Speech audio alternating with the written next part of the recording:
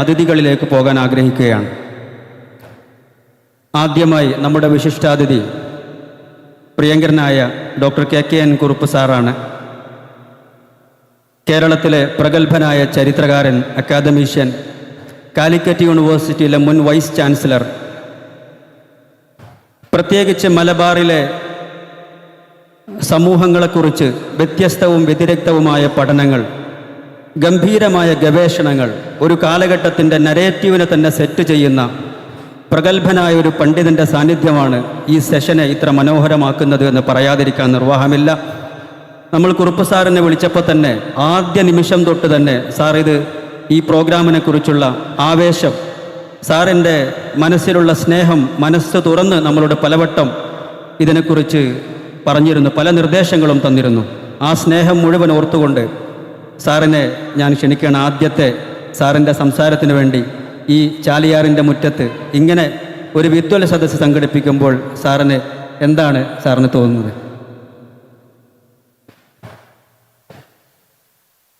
പ്രിയപ്പെട്ട സഹോദരി സഹോദരന്മാരെ, വളരെ സന്തോഷകരമായ ഒരു നിമിഷമാണ് എന്നെ സംബന്ധിച്ചത്. യാത്ര ചുരുക്കിയ ഒരു അവസരമാണ്. പക്ഷേ നിങ്ങളുടെ ക്ഷണം, പ്രത്യേകിച്ച് മുസ്ലിം സഹോദരന്മാരുടേതായ ഈ ക്ഷണം നിരസിക്കുവാൻ എനിക്ക് മനസ്സ് തോന്നിയില്ല. ഓരോ പ്രദേശത്തും ഇത്തരത്തിലുള്ള സാംസ്കാരിക സമ്മേളനങ്ങൾ നടന്നു വരണം. അതിൻ്റെ ഒരു ഉദ്ഘാടനമാണ് ഇവിടെ ചാലിയാർ മഹോത്സവത്തിലൂടെ നിങ്ങൾ സാധിച്ചിട്ടുള്ളത്. ഒരു ജനപദം എങ്ങനെ രൂപപ്പെടുന്നു, ആ രൂപപ്പെടുന്നതിൽ അവരുടെ മതം, സംസ്കാരം, ചിന്തകൾ, വാണിജ്യം, ജീവിത രീതി, ഇതെല്ലാം തന്നെ കൂടിയാണ് എത്രയോ നൂറ്റാണ്ടുകളിൽ നിന്ന് നമ്മൾ ഇവിടെ എത്തിച്ചേർന്നിട്ടുള്ളത്. ഈ പുരോഗതിയുടെ പിന്നിലേക്കുള്ള തിരിഞ്ഞുനോട്ടത്തിന് ഇത്തരം ഒരു നേതൃത്വം കൊടുത്ത ഇവിടുത്തെ യുവാക്കളെ, അവരെ നിയന്ത്രിക്കുന്ന പ്രബുദ്ധരായിട്ടുള്ള മറ്റുള്ളവരെ ഞാൻ ആദ്യമായി അഭിനന്ദിക്കട്ടെ. ഒന്ന്, ഇതിനെല്ലാം തന്നെ നേതൃത്വം കൊടുക്കേണ്ട സർവകലാശാലകൾ നിർജീവമായി പെരുമാറിക്കൊണ്ടിരിക്കുന്ന ഒരു കാലഘട്ടത്തിലൂടെയാണ് നാം ഇന്ന് ജീവിക്കുന്നത്. സർവകലാശാലകൾ രാഷ്ട്രീയത്തിൻ്റെ അതിപ്രസരം കൊണ്ട് വിദ്യാർത്ഥികളുടെ ഉയർത്തിയെടുക്കുന്നതിനുള്ള അവർ എവിടെയോ എത്തി നിൽക്കുകയാണ്. ഞാനത് പറയേണ്ടതില്ല, നിങ്ങൾക്കറിയാം. ജർമ്മനിയിലെ ഹെഡൽബർഗ് എന്ന് പറയുന്ന ഒരു യൂണിവേഴ്സിറ്റിയിൽ 20-30ഓളം നോബൽ സമ്മാനം കിട്ടിയ പണ്ഡിതന്മാരെ അവരുണ്ടാക്കിയെന്ന് പറയുമ്പോൾ, ഇത്രയും വലിയ സമൂഹമായ കേരളത്തിൽ നിന്ന് നമുക്കൊരു നോബൽ ലോററ്റിനെ ഉണ്ടാക്കുവാൻ കഴിഞ്ഞിട്ടില്ല. അത് പോകട്ടെ, നോബൽ ലോററ്റ് ഇല്ലെങ്കിലും ശാസ്ത്രീയമായി ഏറ്റവും അധികം ഉയർന്ന നിലയിൽ നിൽക്കുന്ന എത്രയോ ആളുകളുണ്ട്. അവരെ നമ്മൾ ആദരിക്കുന്നുണ്ടോ നമ്മുടെ സമൂഹം? ഇതെല്ലാം തന്നെ ഓരോ പ്രദേശത്തും ചിന്തിച്ചു നോക്കേണ്ട ഒരവസരമാണ്. ഞാൻ ഈ അവസാന കാലഘട്ടത്തിൽ ചിന്തിക്കുന്ന ഒന്ന്, ഓരോ പ്രദേശത്തും ഓരോരോ സാംസ്കാരിക സദസ്സുകൾ ഇതുപോലെ ഉണ്ടായിരിക്കേണ്ടതാണ്. അതെന്തുകൊണ്ടുണ്ടാക്കുന്നത്? നമുക്കറിയാം, പഞ്ചായത്തുകളിൽ സാംസ്കാരിക കേന്ദ്രങ്ങൾ ഉണ്ടാവാം. ആ സാംസ്കാരിക കേന്ദ്രങ്ങളിൽ എന്താണ് നടക്കുന്നതെന്ന് എനിക്കറിയില്ല. എൻ്റെ ഗ്രാമത്തിലൊരു സാംസ്കാരിക കേന്ദ്രമുണ്ട്, ബോർഡുണ്ട്. എന്തിനാണ് ആ ബോർഡ്? അത് നോക്കുമ്പോൾ അതിനെ എങ്ങനെ പ്രവർത്തന സജ്ജമാക്കാമെന്ന് അവിടുത്തെ ചെറുപ്പക്കാർ മുന്നോട്ട് വരണം. അത് വരാതിരുന്നാൽ ഒരു സംസ്കാരം നഷ്ടപ്പെടുക. ഒരുപക്ഷെ ഭാരതീയ സംസ്കാരം എന്ന് പറഞ്ഞാൽ ഹിന്ദുമതത്തിൻ്റെ സംസ്കാരമല്ല, അതിൽ പലതും ചേർന്നിട്ടുണ്ട്. പേർഷ്യൻ, നമ്മുടെ പണത്തിൻ്റെ അശോക സ്തംഭം ആരുടേതാണ്? പേർഷ്യൻ ജീവിതത്തിൽ നിന്ന് അടർത്തിയെടുത്തതാണ്. ഗാന്ധിജി ഒരു ദിവസം ഗാന്ധിജിയായിട്ട് ജനിച്ചതല്ല, അനേകം നൂറ്റാണ്ടുകളുടെ സാംസ്കാരിക ധാര ഉൾക്കൊണ്ടുകൊണ്ട് അദ്ദേഹം മഹാനായി മാറുകയാണ്. കാറൽ മാർക്സ് ഒരവസരം പറയുകയാണ്, ഒരു നല്ല ഗായകൻ, ഒരു നല്ല അഭിനേതാവ്, കലാകാരൻ, ചിത്രകാരനെല്ലാം ഉണ്ടാക്കുമ്പോൾ അയാൾ ഒരിക്കലും മഹാനല്ല. മഹാൻ നിങ്ങളാകണമെങ്കിൽ, മാർക്സ് 24 എഴുതിയതാണ്, നിങ്ങൾ സമൂഹത്തിന് വേണ്ടി പ്രവർത്തിക്കണം.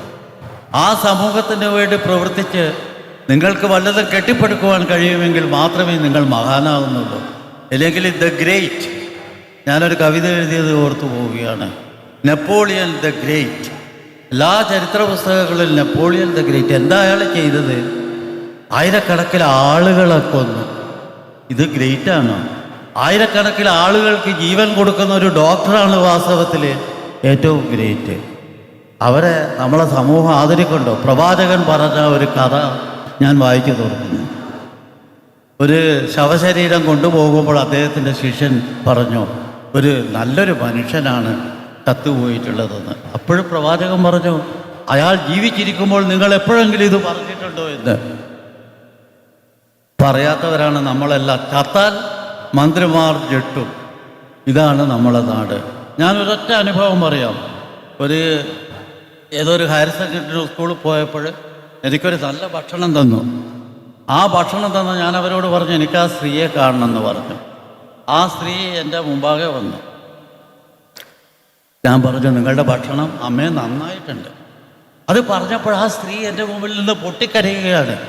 ജീവിതത്തിൽ 25 കൊല്ലം ക്യാൻറ്റീനിൽ ഭക്ഷണം ഉണ്ടാക്കിയിട്ട് ഒരു കുട്ടിയും അവരോട് ഭക്ഷണം നന്നതായിട്ട് പറഞ്ഞിട്ടില്ല. ഇവിടെയെല്ലാം തന്നെ അംഗീകാരത്തിൻ്റെ പ്രശ്നമുണ്ട്. ചെറുതും വലുതുമല്ല. ഒരു ചെറിയ കുട്ടിയോട് മോനെ നീ നല്ലത് ചെയ്തു എന്ന് പറയുമ്പോൾ അവൻ പൊട്ടിച്ചിരിക്കും. അവനെ എന്തെങ്കിലും ശാസിച്ചു കഴിഞ്ഞാൽ അവൻ നിങ്ങളുടെ അച്ഛനോ അമ്മയോ കയറി അടിക്കും. ഈ സൈക്കോളജി, ആ സാമൂഹ്യ സൈക്കോളജിയാണ് നിങ്ങളിവിടെ നടപ്പിലാക്കുന്നത് ഓരോ സമൂഹത്തിലും. അതിൽ ആദരിക്കേണ്ട ഈ ചാലിയാറിൻ്റെ തീരത്ത് വെച്ച് 10-12 സാഹിത്യ കൃതികൾ ഉണ്ടായിട്ടുണ്ടെന്ന് എന്നോട് സംഘാടകർ പറഞ്ഞു. ആ കൃതികൾ എഴുതിയ ഓരോ പേരെയും നിങ്ങൾ ആദരിക്കേണ്ടതാണ്. കാരണം അവരുടെ സർഗഭാവന, പ്രത്യേകിച്ച് ഞാൻ 80കളിൽ വിദ്യാഭ്യാസ സ്ഥാപനത്തിൽ അന്ന് മുസ്ലിം കുട്ടികൾ ക്ലാസ്സിൽ വളരെ കുറവായിരുന്നു, പഠിക്കാൻ വരാറില്ല. അവിടെ എവിടെയോ മതമോ സാമ്പത്തികമല്ല പ്രശ്നം. ആ ആചാരങ്ങളിൽ നിന്ന് കെട്ടുപൊട്ടിച്ചുകൊണ്ട് ഞങ്ങൾക്ക് പഠിക്കണം, ഞങ്ങൾക്ക് വികസിക്കണം, കവിത എഴുതണം, ചിത്രം വരക്കണം എന്നെല്ലാം പറയുന്ന ഒരു യുവതലമുറ ഇല്ല നമ്മുടെ ഇന്നത്തെ പ്രാസംഗിക പോലെയുള്ള ഒരു തലമുറ വളർന്നു വരിക. അത് വളർന്നു വരണം. മറ്റ് സമൂഹങ്ങളോട് മത്സരിച്ചുകൊണ്ട് നിങ്ങളുടെ കവിത, ഇപ്പം ബോയിൻകുട്ടി വൈദ്യരുടെ അതിന് സ്ഥലം നിർണ്ണയിക്കുന്നതിൽ എല്ലാവരും എതിർത്തപ്പോൾ ഞാനന്ന് വൈസ് ചാൻസലറായിരുന്നു. ഞാൻ പറഞ്ഞു, ഇവിടെ തന്നെയാണ് ഇത് വേണ്ടത്. ഇപ്പോഴാരും അത് തെറ്റായ സ്ഥലത്താണെന്ന് പറയില്ല. റോഡ് വക്കിൽ അന്ന് പോത്ത് കണ്ടായിരുന്നു, പോത്തുകളെ കുളിപ്പിക്കുന്ന സ്ഥലമായിരുന്നു. അപ്പം അത് തിരഞ്ഞെടുക്കാൻ കഴിഞ്ഞതിലുള്ള സന്തോഷം പോലെ ഈ ചാലിയാർ സാംസ്കാരിക വേദി ഇത് തുടരണം. ഞാനിപ്പോഴും രാവിലെ വന്നപ്പോൾ ഇന്നലെ ആലോചിക്കുകയാണ്, ഞാൻ മയ്യഴിപ്പുഴയുടെ തീരത്താണ് എൻ്റെ വീട്. എനിക്ക് ഇതേപോലെ പുഴ കാണണം. എവിടെ ഇരുന്നാലും എനിക്ക് പുഴ കാണണം. ഡൈനിങ് റൂമോ ബെഡ്റൂമോ പുഴ കാണണം. ഞാൻ അതിനോട് ബന്ധപ്പെട്ടവനാണ്. മുകുന്ദൻ്റെ നോവൽ നിങ്ങൾക്കറിയാം. എത്രയോ കവിതകൾ ഞാൻ എഴുതിയിട്ടുണ്ട്. ഓൺ മാഹി റിവർ എന്ന് പറഞ്ഞിട്ട് എനിക്കൊരു പുസ്തകം കൊണ്ടുവരണമെന്ന് ഒരു ആവേശം നിങ്ങൾ തന്നിരിക്കുകയാണ്. അപ്പോൾ ഓരോ നദികളെ പറ്റിയും ഭാരതപ്പുഴയെപ്പറ്റി ഇതെല്ലാം നമ്മൾ സാംസ്കാരിക സദസ്സുകൾ ഉണ്ടാകണം. പഞ്ചായത്തുകൾ അതിന് നേതൃത്വം കൊടുക്കുന്നില്ല. അവരെ കൊണ്ട് നിങ്ങൾ ചെയ്യിക്കണം. അത് ചെയ്യിക്കേണ്ട ഒരവസരത്തിന് ആമുഖമായിട്ടാണ് ഞാനിതിനെ കാണുന്നത്.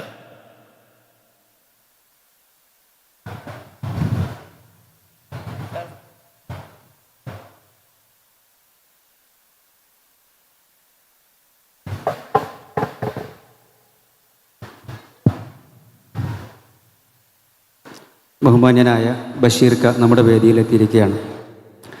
ചാലിയാറിനെ കുറിച്ചാണ് നമ്മൾ സംസാരിച്ചുകൊണ്ടിരുന്നത്. കഴിഞ്ഞ സെഷൻ ചാലിയാറിൻ്റെ പുഴയെക്കുറിച്ചായിരുന്നു.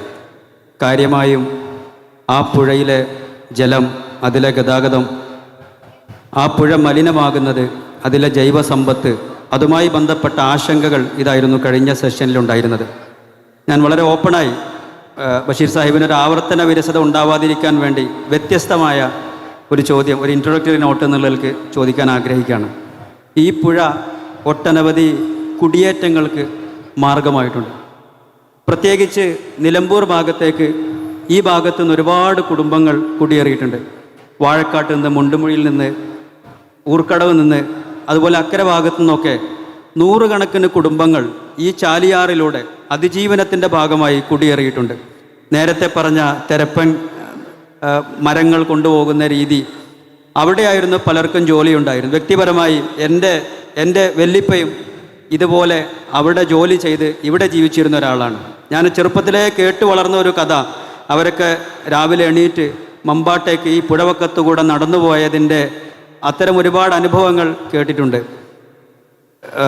കാലം കറങ്ങിത്തിരിഞ്ഞ് ഞാനും ഇപ്പോൾ ഒരു മമ്പാട്ടുകാരനായി മാറി, മമ്പാട് കോളേജിലെ അധ്യാപകനായി മാറി.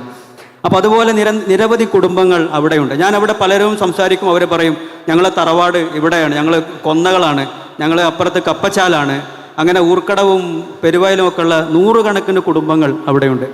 ആ മൈഗ്രേഷൻസിനെ കുറിച്ച്, അതുണ്ടാക്കിയ ഒരുപക്ഷെ ഇവിടുത്തെ സാമൂഹ്യ രൂപീകരണങ്ങളെക്കുറിച്ച് ബഷീർ കയുടെ ഓർമ്മകളും അനുഭവങ്ങളും. Thank you sir.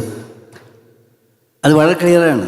കാരണം വെച്ചാൽ ഈ അന്നത്തെ സാഹചര്യങ്ങൾ, കച്ചവടം അല്ലെ ട്രാൻസ്പോർട്ടിങ്, അതുപോലെ നോക്കുകയാണെങ്കിൽ ഏറ്റവും ഉണ്ടായിരുന്ന കാര്യമായ വ്യവസായം അല്ലെ തൊഴിൽ എന്ന് പറയുന്നത് ടിമ്പറാണ്, മരവുമായിട്ട് ബന്ധപ്പെട്ട സംഗതികളിലാണ് ഇങ്ങനെ പല ആളുകളും പോകുന്നതും സംസാരിക്കുന്നത്. നമുക്കറിയാം അന്നത്തെ അത് ശരിക്ക് മോഡറേറ്റർ ചോദിച്ച ചോദ്യം വളരെ വിപുലമായി പറയേണ്ട ഒരു സംഗതിയാണ്. കാരണം എന്താ വെച്ചാൽ ഇവിടെ ഈ ഇപ്പോൾ നിലമ്പൂർ റെയിലിൻ്റെ കാര്യം നിങ്ങൾക്കറിയാം. അന്ന് പലയിടത്തും റെയിലില്ലാത്ത കാലത്ത് ശരിക്കും പറഞ്ഞാൽ ഈ നിലമ്പൂർ റെയിൽ തന്നെ വരാനുണ്ടായിട്ടുള്ള ഒരു കാര്യം എന്ന് പറയുന്നത് ഈ ടിമ്പറുമായി ബന്ധപ്പെട്ട ബ്രിട്ടീഷുകാരുടെ കാലത്ത് തന്നെയുള്ള പല ഇടപാടുകളും കാര്യങ്ങളുമാണ്. ഇപ്പം ഇവിടുത്തെ സംഗതിയിലാണെങ്കിൽ അത് വളർന്നു വലുതായി, അങ്ങനെ ഒരുപാട് ആളുകൾ അതുകൊണ്ട് ജീവിക്കാൻ കഴിഞ്ഞു. ഇപ്പം നേരത്തെ കഴിഞ്ഞ സെഷനിൽ നമ്മൾ പറഞ്ഞതുപോലെ ഇതിൽ മറ്റ് പല തൊഴിലുമായിട്ട് ബന്ധപ്പെടാനും അവർ ആ നിലയിലൊക്കെ തന്നെ പല ജീവിതമാർഗം കണ്ടെത്താനും സാധിച്ചു.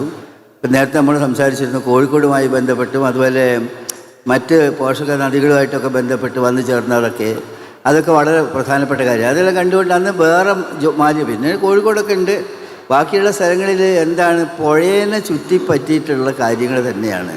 അത് മീൻ പിടിക്കുന്നതാകട്ടെ, ടിമ്പറിൻ്റെ കാര്യമാകട്ടെ, മറ്റ് സംഗതികളാകട്ടെ, അതൊക്കെ ഉണ്ട്. ഒറ്റ കാര്യം കൂടി ഇതിൻ്റെ അനുബന്ധമായിട്ട് കൃത്യമായിട്ട് ചോദ്യത്തിന് മറുപടി അല്ലെങ്കിൽ തന്നെ ഇത് റെലവൻസി ഉള്ളതായതുകൊണ്ട് ഞാൻ അങ്ങയുടെ സമ്മതത്തോടു കൂടി പറയുകയാണ്. ഇവിടെ നമുക്ക് കാണാൻ കഴിയുന്നൊരു കാര്യം, ഈ സോഷ്യൽ സ്പേസ് കുറഞ്ഞു വരികയാണ്. പണ്ടത്തെ മാതിരി പണ്ട് മൈതാനം ഉണ്ടായിരുന്നു, അമ്പലമുറ്റുണ്ടായിരുന്നു, മറ്റു പള്ളി അങ്കണം ഉണ്ടായിരുന്നു, അവിടെയൊക്കെ. പിന്നെ ഉണ്ടായിരുന്ന ഏറ്റവും പ്രധാനപ്പെട്ട സോഷ്യൽ സ്പേസ് മാടാണ്. കൊന്നാര് മാട്, ചെറുവാടി മാട്, അരീക്കോട് മാട് എന്നൊക്കെ പറഞ്ഞാൽ അവിടെ ആളുകൾ കൂടും. അതിൽ പാർട്ടിയില്ല, കക്ഷിയില്ല, കുട്ടികൾ അപ്പുറത്ത് കൂടും, ഇപ്പുറത്ത് കാരണന്മാരുണ്ടാവും, എല്ലാവരും ഉണ്ടാവും. അപ്പോൾ എന്ന് പറഞ്ഞാൽ നമ്മുടെ ചിന്തകളിൽ യോജിപ്പിൻ്റെ ഒരു നന്മയുടെ കാഴ്ചപ്പാട് കൂടി പ്രസരിപ്പിക്കപ്പെട്ട ഒരു കാലമാണത്. അങ്ങനെ എല്ലാം കൊണ്ട് നോക്കുകയാണെങ്കിലും, സാമൂഹ്യ പ്രതിബദ്ധത്തിൻ്റെ കാര്യം നോക്കുകയാണെങ്കിലും, കച്ചവടത്തിൻ്റെ മനോഭാവം നോക്കുകയാണെങ്കിലും ഇത്തരം കേന്ദ്രങ്ങളിലേക്ക് ആളുകൾ സ്വാഭാവികമായും ആകർഷിച്ച് വന്നിരുന്നു എന്നത് ശരിയാണ്. വളരെ വളരെ റെലവൻ്റായൊരു സംഗതിയാണ് സുഹൃത്ത് ചോദിച്ചത്.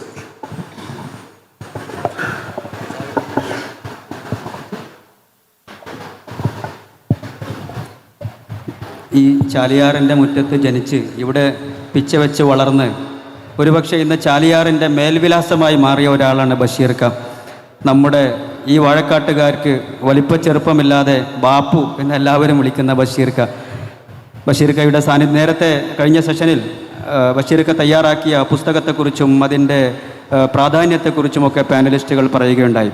ഒരുപക്ഷെ നമ്മൾ ഈ സംസ്കാരത്തിൻ്റെ ഓർമ്മകൾ അയവിറക്കുന്നതിന് പുതിയ തലമുറ ചാലിയാറുമായി ബന്ധപ്പെട്ട രചനകൾ കൂടുതൽ നടത്തുകയും ഗവേഷകരെ പ്രോത്സാഹിപ്പിക്കുകയും അത്തരം വിദ്വൽ മാർഗങ്ങളിലൂടെ മുന്നോട്ട് പോവുകയും ചെയ്യണം എന്ന് എനിക്ക് തോന്നുന്നു. ഇനി നമുക്ക് കുറച്ചുകൂടെ കേട്ടു പരിചയമില്ലാത്ത ഒരു മേഖലയിലേക്ക് പോകണം എന്നാണ് നമ്മൾ ആഗ്രഹിക്കുന്നത്. ഓരോ നദിയുടെയും തീരങ്ങളിൽ ആളുകൾ വന്ന് താമസിക്കുന്നതിന് ഒരു ചരിത്രമുണ്ട്. ഒരു നദി ഒരു സംസ്കാരത്തിൻ്റെ കളിത്തൊട്ടിലാണ് എന്ന് പറഞ്ഞിട്ടാണ് നമ്മൾ ആരംഭിച്ചത്. ഓരോ സംസ്കാരത്തിനും ഒരു നദിയുടെ സാന്നിധ്യമുണ്ട് എന്നാണ്. ഈജിപ്ഷ്യൻ സംസ്കാരത്തിന് നൈൽ നദിയുടെ സാന്നിധ്യമുണ്ട്. മെസപ്പൊട്ടേമിയൻ സംസ്കാരത്തിന് മെഡിറ്ററേനിയൻ്റെയും ടൈഗ്രീസിൻ്റെയും സാന്നിധ്യമുണ്ട്. ഹാരപ്പൻ കൾച്ചർ, മോഹൻജദാരോ ഒക്കെ ഇൻഡസ് വാലി സിവിലൈസേഷനാണ്. ഇൻഡസ് റിവറിൻ്റെ അടുത്താണ് ആ സംസ്കാരങ്ങൾ രൂപപ്പെട്ടു വന്നത്. എന്ന് പറയുന്നത് പോലെ മലബാറിലെ ഈ പ്രദേശത്തിൻ്റെ സംസ്കാരം രൂപപ്പെട്ടു വന്നത് ചാലിയാറിലൂടെയാണ്. പക്ഷേ ഏത് കാലത്താണ് ചാലിയാറിൻ്റെ തീരങ്ങളിൽ ആദ്യമായി മനുഷ്യവാസം ആരംഭിക്കുന്നത്? ചാലിയാർ തീരങ്ങളിലെ സെറ്റിൽമെൻറ്റുകളെക്കുറിച്ച് ഗവേഷണം നടത്തി ഡോക്ടറേറ്റ് നേടാൻ കാത്തിരിക്കുന്ന തൻ്റെ ഗവേഷണത്തിൻ്റെ അവസാന ഘട്ടത്തിലിരിക്കുന്ന ഒരു വിശിഷ്ടാതിഥി ഇന്ന് നമ്മുടെ കൂടെയുണ്ട്. അത് ഷബ്ന കരിപ്പൂരാണ്. കോഴിക്കോട് ഫാറൂഖ് കോളേജിൽ ഹിസ്റ്ററി ഡിപ്പാർട്ട്മെൻറ്റിൽ ഡോക്ടറേറ്റ് നേടാൻ വേണ്ടി ഗവേഷണത്തിൻ്റെ അവസാന ഘട്ടത്തിലാണ് ഷബ്ന ഇപ്പോൾ. ഒരു പക്ഷേ തൻ്റെ ഗവേഷണത്തിൻ്റെ അവസാന ഘട്ടത്തിൽ ഇതുപോലെയുള്ളൊരു ബിഗ് സ്റ്റേജിൽ ഈ ഗവേഷണവുമായി ബന്ധപ്പെട്ട വിഷയങ്ങൾ അവതരിപ്പിക്കാൻ കിട്ടുന്ന ആദ്യത്തെ അവസരമായിരിക്കും എന്നാണ് ഞാൻ കരുതുന്നത്. ഈ ചാലിയാർ ലിറ്ററേച്ചർ ഫെസ്റ്റിവൽ മറ്റൊരു ചരിത്രത്തിന് കൂടി സാക്ഷിയാവുകയാണ്. ചാലിയാറിൻ്റെ ഒരു പുതിയ ചരിത്രകാരിയെ നമ്മൾ സമൂഹത്തിന് സമർപ്പിക്കുകയാണ്. ഷബ്നയിലേക്ക്. ആദ്യമായി ഈ പരിപാടിക്ക് എന്നെ വിളിച്ച ഇതിൻ്റെ സംഘാടകർക്ക് വളരെ നന്ദി പറയാണ്. ഞാൻ 4 വർഷമായി ചാലിയാറിൻ്റെ തീരത്ത് പല പല സ്ഥലങ്ങളിലും സഞ്ചരിച്ച് കണ്ടെത്തിയ കുറച്ച് കാര്യങ്ങളാണ് ഇവിടെ പറയാൻ പോകുന്നത്.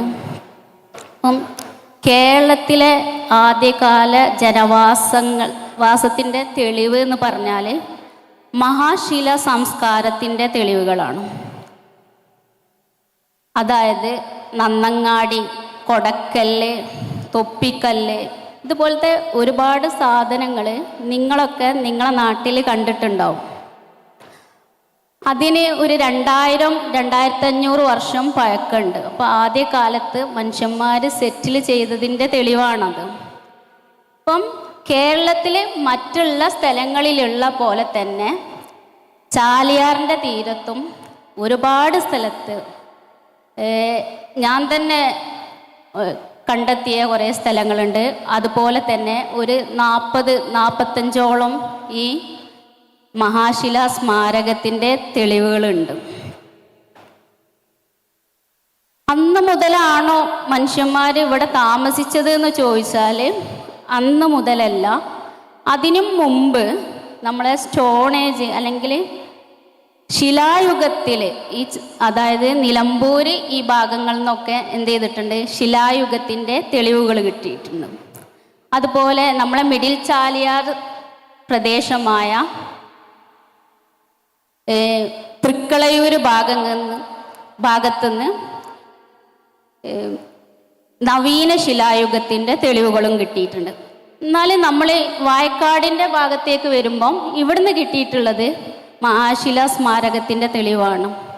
അപ്പം നിങ്ങളെ അടുത്തുള്ള ഒരു പ്രദേശമാണ് ചെറുവായൂർ.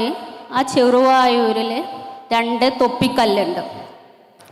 അതിൻ്റെ ഒരു 500 കിലോമീറ്റർ ചുറ്റളവിൽ ഈ ഗോളിയോ റയോൺസ് അടിച്ചു പൂട്ടിയ ഒരു സമയത്ത് അവിടുത്തെ ജോലിക്കാരായിട്ടുള്ള കുറേ ആളുകൾ മറ്റു പണികളിലേക്കൊക്കെ തിരിഞ്ഞ സമയത്ത് മണ്ണെടുക്കലും മറ്റതും ഒക്കെ ആയ സമയത്ത് മുനിയറ കണ്ടെത്തിയിട്ടുണ്ട്. അതും ഈ കൊടക്കല്ല് കിട്ടിയ സ്ഥലത്തിൻ്റെ 500 മീറ്റർ ചുറ്റളവിലാണ്. അതിൻ്റെ തൊട്ടടുത്ത് തന്നെ ഒരു ഇല്ലപ്പറമ്പുണ്ട്. ആ ഇല്ലപ്പറമ്പിലും ഇതുപോലെ ധാരാളം നന്നങ്ങാടികൾ കിട്ടിയിട്ടുണ്ട്. പിന്നെ മറ്റൊരു പ്രദേശമാണ് കൽപ്പള്ളി. കൽപ്പള്ളിയിൽ നിന്നും ഇത്തരത്തിലുള്ള എവിഡൻസ് കിട്ടിയിട്ടുണ്ട്. പിന്നെ അതുപോലെ തന്നെ ഊർക്കടവിൻ്റെ ചുറ്റുഭാഗത്തുനിന്നും നന്നങ്ങാടികൾ കിട്ടിയിട്ടുണ്ട്. പിന്നെ നിങ്ങളെ തൊട്ടടുത്ത മറ്റൊരു പ്രദേശമാണ് അനന്തയൂർ. അനന്തയൂരിലെ 18ാം വാർഡിലുള്ള ഒരു പ്രദേശത്ത് 30ഓളം ഒരു സൈറ്റിൽ തന്നെ 30ഓളം നന്നങ്ങാടികൾ കിട്ടിയിട്ടുണ്ട്. ഇതൊക്കെ കാണിക്കുന്നത് അത്രയും മുമ്പ് ഇവിടെ ജനവാസം ഉണ്ടായിരുന്നു എന്നാണ്. അതായത് 2000 വർഷങ്ങൾക്ക് മുമ്പ് ഇവിടെ ജനവാസം ഉണ്ടായിരുന്നു. ഇതേ തരത്തിലുള്ള ഇത്തരം സാധനങ്ങൾ നമുക്ക് ഈ പുഴയുടെ അക്കരയുണ്ട്. അവിടെയും എന്തുണ്ട്, ഈ മുനിയറുണ്ട്, നന്നങ്ങാടി ഉണ്ട്.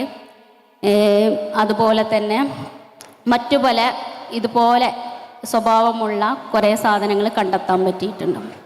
അതുപോലെ നിങ്ങളടുത്തുള്ള പ്രദേശമാണ്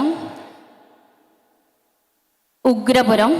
ഉഗ്രപുരത്തെ പെരുമ്പറമ്പിൽ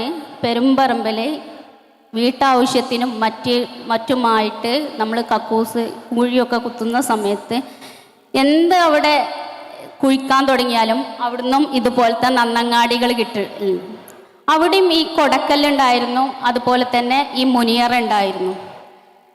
ഈ സ്ഥലങ്ങളൊക്കെ നമുക്ക് കിട്ടിയ സ്ഥലങ്ങളൊക്കെ ഒന്നെങ്കിൽ ഈ ലാറ്ററൈറ്റ് ചെങ്കല്ല് കുന്നുകളിലാണ് ഒരുപാട് കിട്ടിയിട്ടുള്ളത്. എന്നാലോ ചാലിയാറിനോട് ചേർന്നുള്ള ഭാഗങ്ങളിൽ നിന്നും ഇത്തരത്തിലുള്ള സാധനങ്ങൾ കിട്ടിയിട്ടുണ്ട്. അപ്പം ഇത് കാണിക്കുന്നത് ഞാൻ പറഞ്ഞല്ലോ അന്ന് മുതലേ ഇവിടെ എന്തുണ്ടായിരുന്നു, ജനവാസം ഉണ്ടായിരുന്നു എന്നുള്ളതാണ്.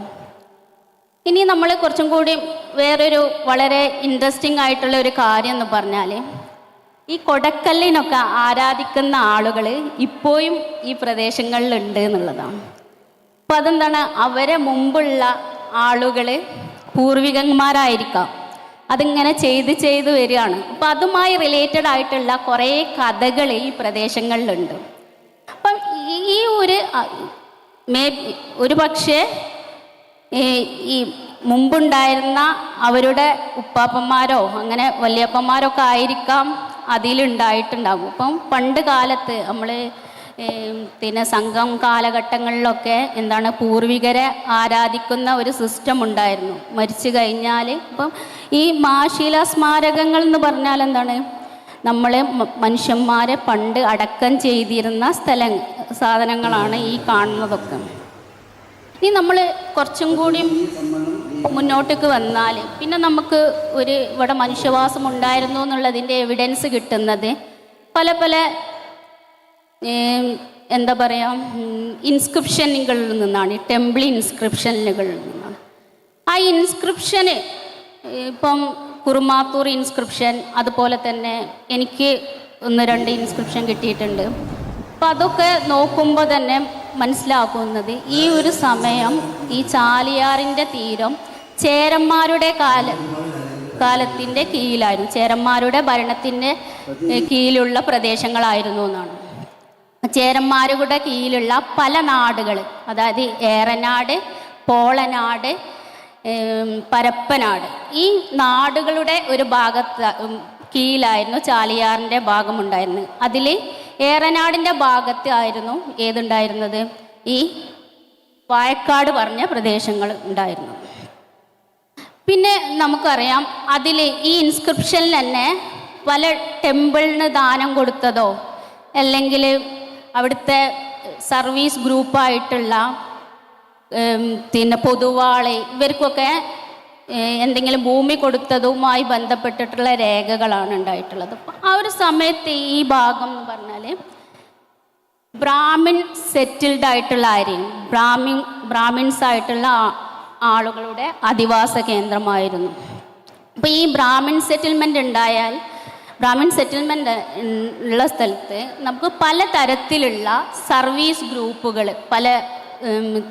അതായത് അമ്പലവുമായി ബന്ധപ്പെട്ട അമ്പലവാസികളുടെ സാന്നിധ്യം നമുക്ക് മനസ്സിലാക്കാൻ പറ്റും. ഈ അമ്പലവാസികളുടെ സാന്നിധ്യം എങ്ങനെയാണ് നമുക്ക് കിട്ടുന്നത് ചോദിച്ചാൽ അതിന് വലിയ തെളിവുകളൊന്നുമില്ല. അപ്പം അത്തരം കമ്മ്യൂണിറ്റികളൊക്കെ ഈ നാട്ടിൽ കുറവാണ്.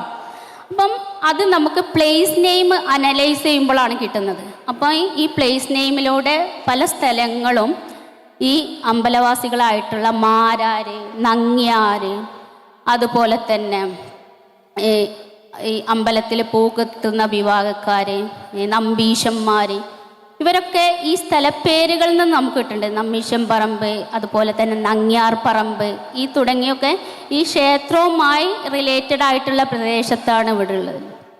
അതുപോലെ തന്നെ പല തൊഴിലുകൾ ചെയ്തിരുന്ന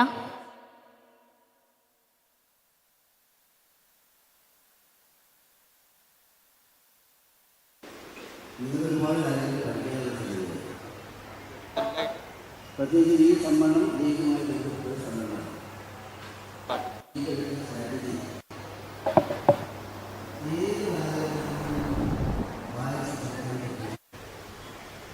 വേറെ ഏതെങ്കിലും സമ്മേളനം മുഖത്തായിരുന്നെങ്കിൽ സോഷ്യൽ മീഡിയ ഒന്നും സജീവമായി എത്താത്തുണ്ട്. ചാരിയ സമ്മേളനത്തിലാണ് ഒരു 13 യൂണിയൻ തന്നെയാണ്. ഇനി കമ്പനിയെ വേണം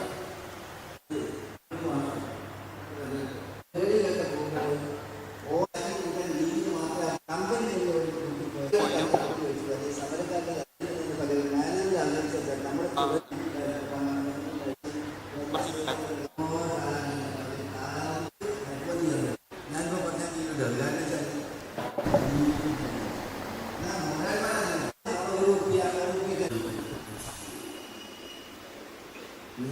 കാര്യങ്ങൾ പഠിക്കാനുള്ള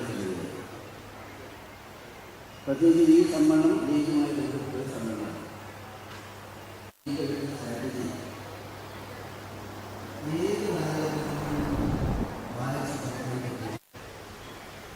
വേറെ ഏതെങ്കിലും ഒരു സമരം മുഖത്തായിരുന്നെങ്കിൽ അത് സോഷ്യൽ മീഡിയ ഒന്നും സജീവമായി എടുക്കാത്തുണ്ട്. ചാരിയ സമരത്തിലാണ് 13 യൂണിയൻ തന്നെയാണ് ഇനി കമ്പനിയെ വേണം.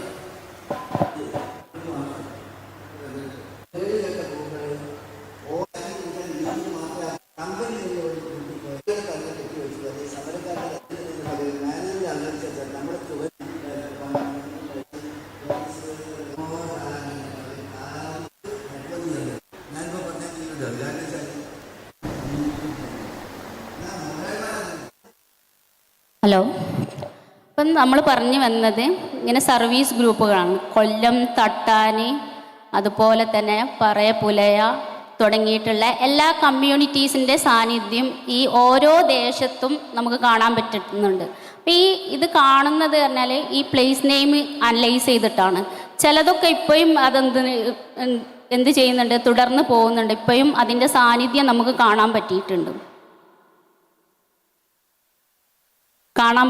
എന്നുള്ളതാണ്. അപ്പോൾ ഇത്തരം ടെമ്പിൾ ഓറിയൻറ്റഡ് ആയിട്ടുള്ള, ക്ഷേത്രം റിലേറ്റഡ് ആയിട്ടുള്ള ഒരു സെറ്റിൽമെൻറ്റ് ഇവിടെ ഉണ്ടായിരുന്നു. അപ്പോൾ ടെമ്പിൾ ഓറിയൻറ്റഡ് എന്ന് പറഞ്ഞാൽ കാർഷിക ഗ്രാമമായിരുന്നു.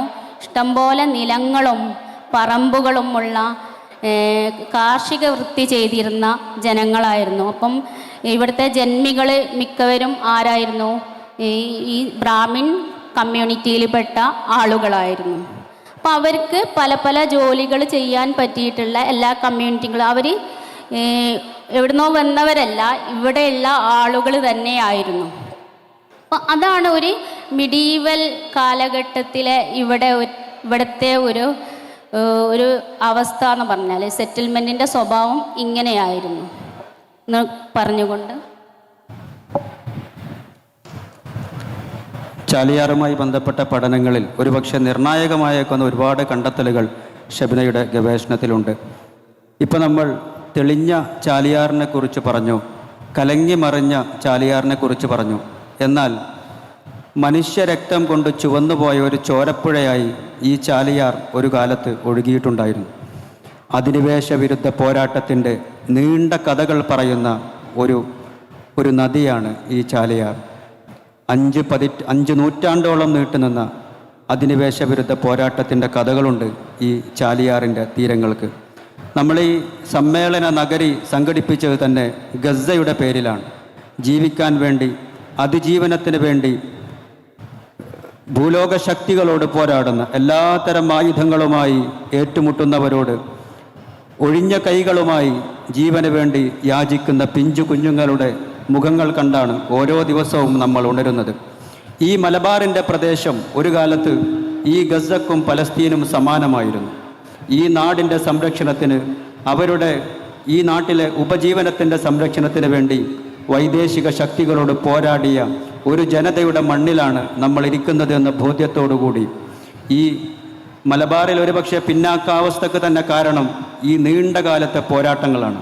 ഗസയിലേക്ക് നോക്കുമ്പോൾ നമുക്കറിയാം, ഒരു യുദ്ധഭൂമിയിൽ ബാക്കിയാകുന്നത് ആർത്തനാദങ്ങളും മനുഷ്യൻ്റെ കുന്നുകൂടിയ കബന്ധങ്ങളും തകർന്ന് തരിപ്പണമായ കോൺക്രീറ്റ് കാടുകളും മാത്രമായിരിക്കും. അതിനിടയിൽ നിസ്സഹായനായി വിലപിക്കുന്ന മനുഷ്യൻ നിത്യജീവിതത്തിലേക്ക് തിരിച്ചു വരാൻ ഒരുപക്ഷെ യുഗങ്ങളെടുത്തേക്കും. മലബാറും അതിന് തുല്യമാണ്. ഈ പോരാട്ടത്തിൻ്റെ കഥകൾ നമ്മളോട് പറയുന്നത് നമ്മുടെ പ്രിയങ്കരനായ ഡോക്ടർ അജ്മൽ മൊയ്ൻ സാറാണ്. നമ്മുടെ തൊട്ടടുത്ത് മണാശ്ശേരി MAMO കോളേജിലെ ഹിസ്റ്ററി ഡിപ്പാർട്ട്മെൻറ്റിൻ്റെ HOD അജ്മൽ മൊയ്ൻ സാർ. കോഴിക്കോട്ടെ ചരിത്ര പാരമ്പര്യത്തിൻ്റെ പുതിയ കണ്ണിയായി നമ്മുടെ KKN കുറുപ്പ് സാറുടെയും നമ്മുടെ MGS സാറിൻ്റെയൊക്കെ പിൻഗാമിയായി നമുക്ക് അഭിമാനിക്കാവുന്ന പുതുതലമുറയിലെ ഗവേഷണാത്മകമായ ഒരു ചരിത്രകാരനാണ് പ്രിയങ്കരനായ doctor Ajmal Moin sir. Sir please. പ്രിയമുള്ളവരെ, ഞാനിവിടെ ഇരിക്കുമ്പോൾ ആലോചിക്കുകയായിരുന്നു, ഈ ഒരു സായാഹ്നത്തിൽ ചരിത്രമാണ് സംസാരിക്കുന്നത്. മുക്കത്ത് നിന്നും ഇറങ്ങിയിട്ടുള്ള ഒരു പഴയ സിനിമയുണ്ട്, ഓർമ്മകൾ ഉണ്ടായിരിക്കണം എന്നാണ് ആ സിനിമയുടെ പേര്. എന്തിനാണ് ഓർമ്മകൾ ഉണ്ടാകുന്നത് എന്ന് പലപ്പോഴും ചോദിക്കാറുണ്ട്. എന്തിനാണ് പഴയ കഥകളൊക്കെ ഇങ്ങനെ പറയുന്നത്? ഓർമ്മകൾ ഉണ്ടായിട്ട് എന്താണ് കാര്യം? ചരിത്രം എന്താണ് എന്ന ചോദ്യത്തിന് നമ്മൾ EH കാരനൊക്കെയാണ് സാധാരണ പറയാറുള്ളത്.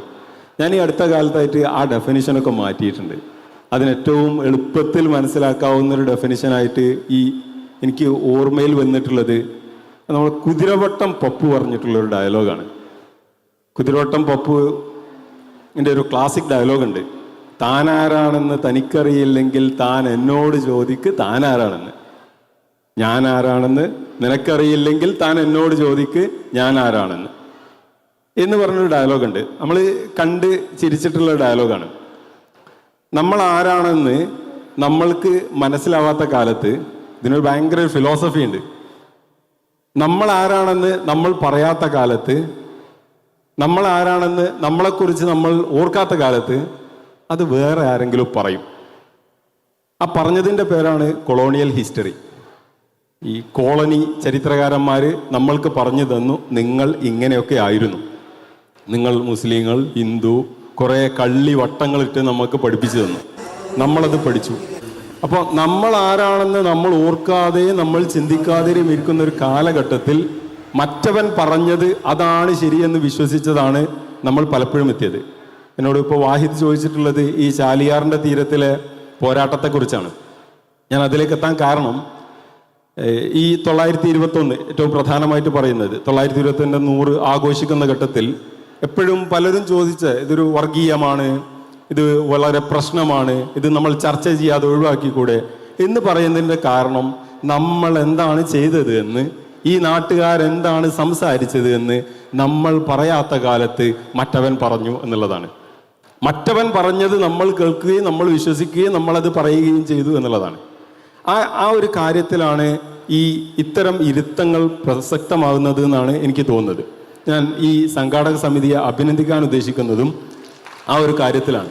കാരണം നാട്ടുകാർ, മലപ്പുറത്തുകാർ, ഈ പ്രദേശത്തുള്ള ആളുകൾ, ഓരോ പ്രദേശത്തുള്ള ആളുകളും അവനവൻ്റെ കഥകൾ ഓർമ്മയിൽ നിന്നെടുക്കുകയാണ്. ഞാൻ ഈ പ്രദേശത്തു കൂടെയൊക്കെ 921 കുറിച്ച് അന്വേഷിച്ച് നടന്നിരുന്നു. എന്നോട് പലപ്പോഴും പലരും ചോദിക്കാറുണ്ട്, ഇപ്പോൾ ഈ ടൈറ്റിൽ തന്നെ ചാലിയാർ ഒരു പുഴക്കെന്താണ് പറയാനുള്ളതെന്ന്. ഞാൻ ചെറിയൊരു ചരിത്രത്തിൽ നടന്നൊരു സംഭവം പറയാം.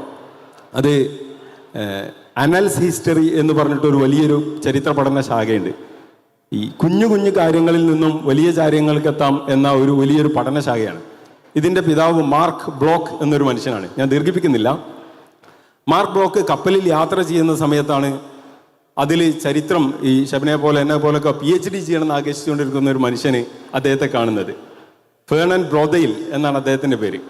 ഈ ബ്രോദയിൽ കപ്പൽ വെച്ചിട്ട് അദ്ദേഹം കാണുമ്പോൾ രണ്ടുപേരും മെഡിറ്ററേനിയൻ കടലിലൂടെ സഞ്ചരിച്ചുകൊണ്ടിരിക്കുകയാണ്.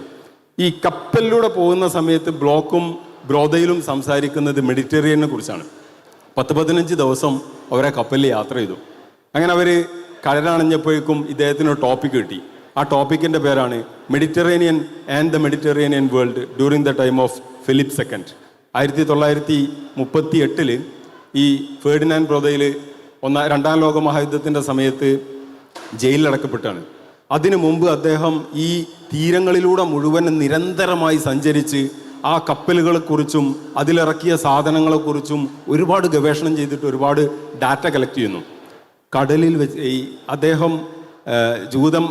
അദ്ദേഹം ഈ ജർമ്മനിയുടെ നാസി പട്ടാളത്തിൻ്റെ പിടിയിലായി അദ്ദേഹത്തിൻ്റെ ഒരു ജയിലിൽ വെച്ചിട്ടാണ് ഈ പുസ്തകം എഴുതുന്നത്. ആ പുസ്തകമാണ് ഇന്നും ലോക ഹിസ്റ്ററി ക്ലാസിക്കുകളിലൊന്നായിട്ടുള്ള Mediterranean and the Mediterranean sea world എന്നുള്ളത്. ഞാൻ പറയുന്നത് നമ്മളിപ്പോഴും Chaliyar and the Chaliyar world during the time എന്നത് പഠിക്കാൻ എത്തിയിട്ടില്ല എന്നുള്ളതാണ്. അങ്ങനെ നോക്കാൻ തുടങ്ങിയപ്പോഴാണ് ഇറ്റ് വാസ് വണ്ടർ, ഫാസിനേറ്റിംഗ് ആയിട്ടുള്ള ഒരു കഥയാണ്. നിങ്ങൾക്കത് പലപ്പോഴും ഞാനൊക്കെ ഇത് എത്തി ഈ പല ഘട്ടത്തിലും എത്തുമ്പോൾ, ഞാൻ നിങ്ങളുടെ നാട്ടുകാരായ ചെറുവേലത്ത് എന്തായിരുന്നു നമ്മുടെ തങ്ങളുടെ വലങ്കയായിട്ട് സെക്രട്ടറി ആയിട്ടുണ്ടായിരുന്ന ചെറുവലത്ത് ഉസ്മാൻ എന്ന് പറഞ്ഞ ഒരാളുണ്ട്, നിങ്ങളുടെ നാട്ടുകാരനാണ്. അദ്ദേഹത്തിൻ്റെ മകൾ ആയിരുന്ന മകൻ്റെ ഭാര്യ അങ്ങനായിരുന്ന ഒരു സ്ത്രീയെ ഞാൻ ഇവിടുന്ന് ഇൻ്റർവ്യൂ ചെയ്തിട്ടുണ്ട്, ഇപ്പോഴും ജീവിച്ചിരിക്കുന്നുണ്ട്. അവർ ഉസ്മാൻ കെയുടെ ഒരു ജീവിതം പറയുന്നുണ്ട്. കണ്ണൂർ ജയിലിലൊക്കെ കടന്നതിന് ശേഷം എന്തുമാത്രം അനുഭവങ്ങളാണ് ഈ ചാലിയാർ തീരം മനുഷ്യർക്ക് പേർക്ക് ഉണ്ടാക്കിയതെന്നുള്ള.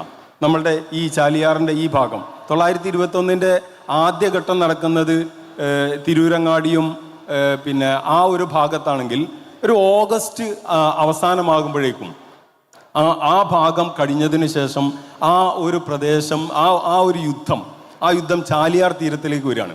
ആ ചാലിയാർ തീരത്തിലേക്ക് വന്ന യുദ്ധത്തെക്കുറിച്ചാണ് ഞാൻ കുറച്ചും കൂടി ഫോക്കസ് ചെയ്തിട്ട് അല്പം മാത്രമേ പഠിച്ചിട്ടുള്ളൂ. ചെറുവാടി അതുപോലെ തന്നെ ഈ ഒരു ഭാഗത്തെക്കുറിച്ച് മാത്രം ഞാൻ പഠിക്കാൻ കാരണം ഞാൻ കൊടിയത്തൂരുകാരനാണ്. ഇപ്പോൾ ചെറുവാടിയെക്കുറിച്ച് അബ്ദു ചെറുവാടി എഴുതിയിട്ടുണ്ട്. അതുപോലെ തന്നെ തങ്ങന്മാരെക്കുറിച്ച് മുജീബ് തങ്ങൾ കൊന്നാർ വിശദമായി എഴുതിയിട്ടുണ്ട്. പക്ഷേ അതിനൊക്കെ ഒരു എവിടേക്കോ ഇനിയും ഉണ്ടോ എന്ന് ചോദിക്കുമ്പോൾ പലപ്പോഴും ഇല്ല എന്ന് പറഞ്ഞ സമയത്താണ് അന്വേഷിച്ച് പോയത്. ഇപ്പോൾ അരീക്കോട് ചാലിയാറിൻ്റെ തീരമാണ്. ഞാൻ പറഞ്ഞു ഓഗസ്റ്റ് അവസാനമാകുമ്പോഴേക്കും അരീക്കോട്, കൊന്നാര്, ചെറുവാടി, മുക്കം, അതുപോലെ തന്നെ 3 ട്രയാങ്കിളായിട്ട് തിരിക്കുന്നുണ്ട്. മഞ്ചേരി, കൊണ്ടോട്ടി, അരീക്കോട് ട്രയാങ്കിളും അതുപോലെ തന്നെ ആ ഭാഗത്താണെങ്കിൽ താമരശ്ശേരി, കൊടുവള്ളി, മുക്കം ട്രയാങ്കിൾ എന്നൊക്കെ പറഞ്ഞിട്ടുള്ള ട്രയാങ്കിൾ. ഈ ട്രയാങ്കിളുകൾ നടക്കുന്ന യുദ്ധത്തെക്കുറിച്ച് നമ്മളെപ്പോഴും പൂക്കോട്ടൂർ വാർ ഭയങ്കരമായിട്ട് നമ്മൾ സെലിബ്രേറ്റ് ചെയ്യും. പൂക്കോട്ടൂർ ചെറുവാടി വാറിനെ കുറിച്ച് നമ്മൾ അത്ര പറയാറില്ല. 59-60 ആളുകൾ മരിച്ചിട്ടുള്ള ഒരു അതിഗംഭീരമായ യുദ്ധമാണ്. ആ യുദ്ധത്തിൻ്റെ ഫിലോസഫിയും അതിൻ്റെ ഐഡിയോളജിയും കിടക്കുന്നത് ചാലിയാറിൻ്റെ തൊട്ടുപുറത്തുള്ള കൊന്നാരെന്നാണ്. കൊന്നാര് തങ്ങൾ അത് ബുഖാരി തങ്ങന്മാരാണ്. കേരളത്തിലേക്ക് 2 തരം തങ്ങന്മാർ വന്നിട്ടുണ്ട്. ഈ ബുഖാരി തങ്ങന്മാരുടെ ഒരു ആവേശം അത് ഉൾക്കൊണ്ടുവന്നിട്ടുള്ള ഒരു സമൂഹം ഈ പുഴയുടെ അക്കരയും അക്കരയും ജീവിക്കുന്നു. ഈ തങ്ങന്മാരെ ആക്രമിക്കുന്നത് അതുപോലെ തന്നെ ഇപ്പോൾ അരീക്കോട് എത്തുന്ന സമയത്ത് ഞാൻ ഒരൊറ്റ കാര്യം പറഞ്ഞിട്ട് വേഗം ചുരുക്കാം, കാരണം ഒരുപാട് സംസാരിക്കാനുള്ള ആളുകൾ ഇവിടെ ഉണ്ട്. ഇപ്പോൾ അരീക്കോട് എത്തുന്ന സമയത്ത് അരീക്കോട് ആദ്യമായിട്ടിപ്പോൾ പിന്നെ കാരാട്ട് മൊയ്തീൻകുട്ടി സാഹിബിൻ്റെ നേതൃത്വത്തിലുള്ള ഒരു സംഘം അരീക്കോടേക്ക് ആക്രമണം നടത്തുന്നുണ്ട്. ഓഗസ്റ്റ് 27 എൻ്റെ ഓർമ്മ, 921. ആ ഒരു അറ്റാക്കിനെ കുറിച്ച് ബ്രിട്ടീഷ് ചരിത്രകാരനായ ഹിച്ച്കോക്ക് എഴുതുന്നുണ്ട്.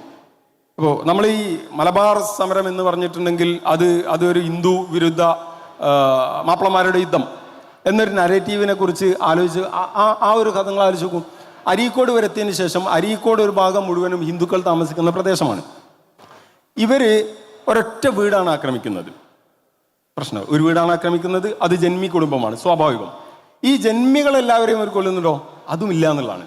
ഹിച്ച്കോക്ക് പറയുന്നത് ഈ കാരാട്ട് മൊയ്തീൻകുട്ടി സാഹിബിൻ്റെ നേതൃത്വത്തിലുള്ള സൈന്യം അരീക്കോട് എത്തിയിട്ട് ഈ ഭവനം ആക്രമിക്കുകയും അവിടെ ഉണ്ടായിരുന്ന അവിടെ അരീക്കോട്ടുകാരായ ജന്മിമാരെ ആക്രമിക്കുന്നു. അങ്ങനെ വെടിവെച്ചുകൊണ്ടിരിക്കുമ്പോഴാണ് പരിചയമില്ലാത്ത 2-3 ആളുകളെ കാണുന്നത്. നമ്പൂരിയാണ്, എല്ലാം കുഫുവത്ത ആളുകളാണ്, അങ്ങനെ തന്നെ പറയാം. ഇവരുടെ അറ്റാക്കിന് വിധേയമാകാൻ നോക്കുമ്പോൾ അവർ കനറയിൽ നിന്ന് വന്നിട്ടുള്ള ഇവരുടെ ബന്ധുക്കളായ ആളുകളാണ്. അങ്ങനെ ഇവർ ചെയ്യുന്നത്, നിങ്ങൾ ഇങ്ങോട്ട് മാറി നിൽക്കാറുണ്ട്, ഈ കാനറയിൽ നിന്ന് വന്ന ഗസ്റ്റായിട്ട് വന്നിട്ടുണ്ടായിരുന്ന ഇവരുടെ കുടുംബക്കാർ റൂമിലിട്ട് പൂട്ടാണ്. എല്ലാ പരിപാടിയും കഴിഞ്ഞതിന് ശേഷം രാവിലെ തുറന്നു കൊടുത്തിട്ട് നിങ്ങൾ നാട്ടിൽ പോയിക്കൊള്ളെന്ന് പറയുന്നത്. അത് മനസ്സിലാക്കുന്നത് ഹിന്ദു വിരുദ്ധമായിരുന്നെങ്കിൽ എല്ലാ ഹിന്ദുക്കളെയും കൊല്ലണമല്ലോ. അപ്പം ഹിന്ദു വിരുദ്ധം എന്നതിൻ്റെ അപ്പുറത്തേക്ക് അതിനൊരു കാരണമുണ്ട്. അതിൻ്റെ ഫിലോസഫിയാണ് നമ്മൾ ആലോചിക്കുന്നത്. ഒരു സമൂഹം രൂപീകരിക്കപ്പെടുന്നതിൻ്റെ ഒരു ചരിത്രം എടുത്തിട്ടുണ്ടെങ്കിൽ അതൊരു പുഴ അല്ലെങ്കിൽ ഒരു കടൽ, അതിൻ്റെ ചുറ്റുഭാഗമായിട്ടുള്ള ഒരു സമ്പദ് വ്യവസ്ഥ, അതിൻ്റെ ആവാസ വ്യവസ്ഥ, അതിൻ്റെ ഒരു എക്കോസിസ്റ്റം ഉണ്ടാവും. ഈ എക്കോസിസ്റ്റത്തിലേക്ക് നമ്മൾ കടന്നാൽ ഈ ഒരു പ്രദേശത്ത്, പ്രത്യേകിച്ച് ഞാനിപ്പോൾ സംസാരിച്ചുകൊണ്ടിരിക്കുന്ന ഈ വാഴക്കാട്, എടവണ്ണപ്പാറ, ചെറുവാടി, ഈ ഭാഗത്തിൻ്റെ ഒരു എക്കോസിസ്റ്റം എടുത്തിട്ടുണ്ടെങ്കിൽ അത് ഈ തങ്ങന്മാരിൽ ഫോക്കസ് ചെയ്തിട്ടാണ്. എൻ്റെ സുഹൃത്ത് അത് ഡീറ്റെയിൽ ആയിട്ട് പറയുന്നത് ഞാൻ വിശ്വസിക്കുന്നു. ആ തങ്ങന്മാർ അവരുണ്ടാക്കുന്ന ഒരു ഓറ, അതുപോലെ തന്നെ ഇവിടുത്തെ ഉമറ വിഭാഗമായിട്ടുള്ള പിന്നെ ഒരുപാട് തറവാടുകൾ, ഇവരുണ്ടാക്കുന്ന ഒരു ഇതുണ്ട്. അതിലേക്ക് മറ്റു തങ്ങന്മാരായിട്ടുള്ള മമ്പ്രം തങ്ങന്മാരുടെ ആവേശമുണ്ട്.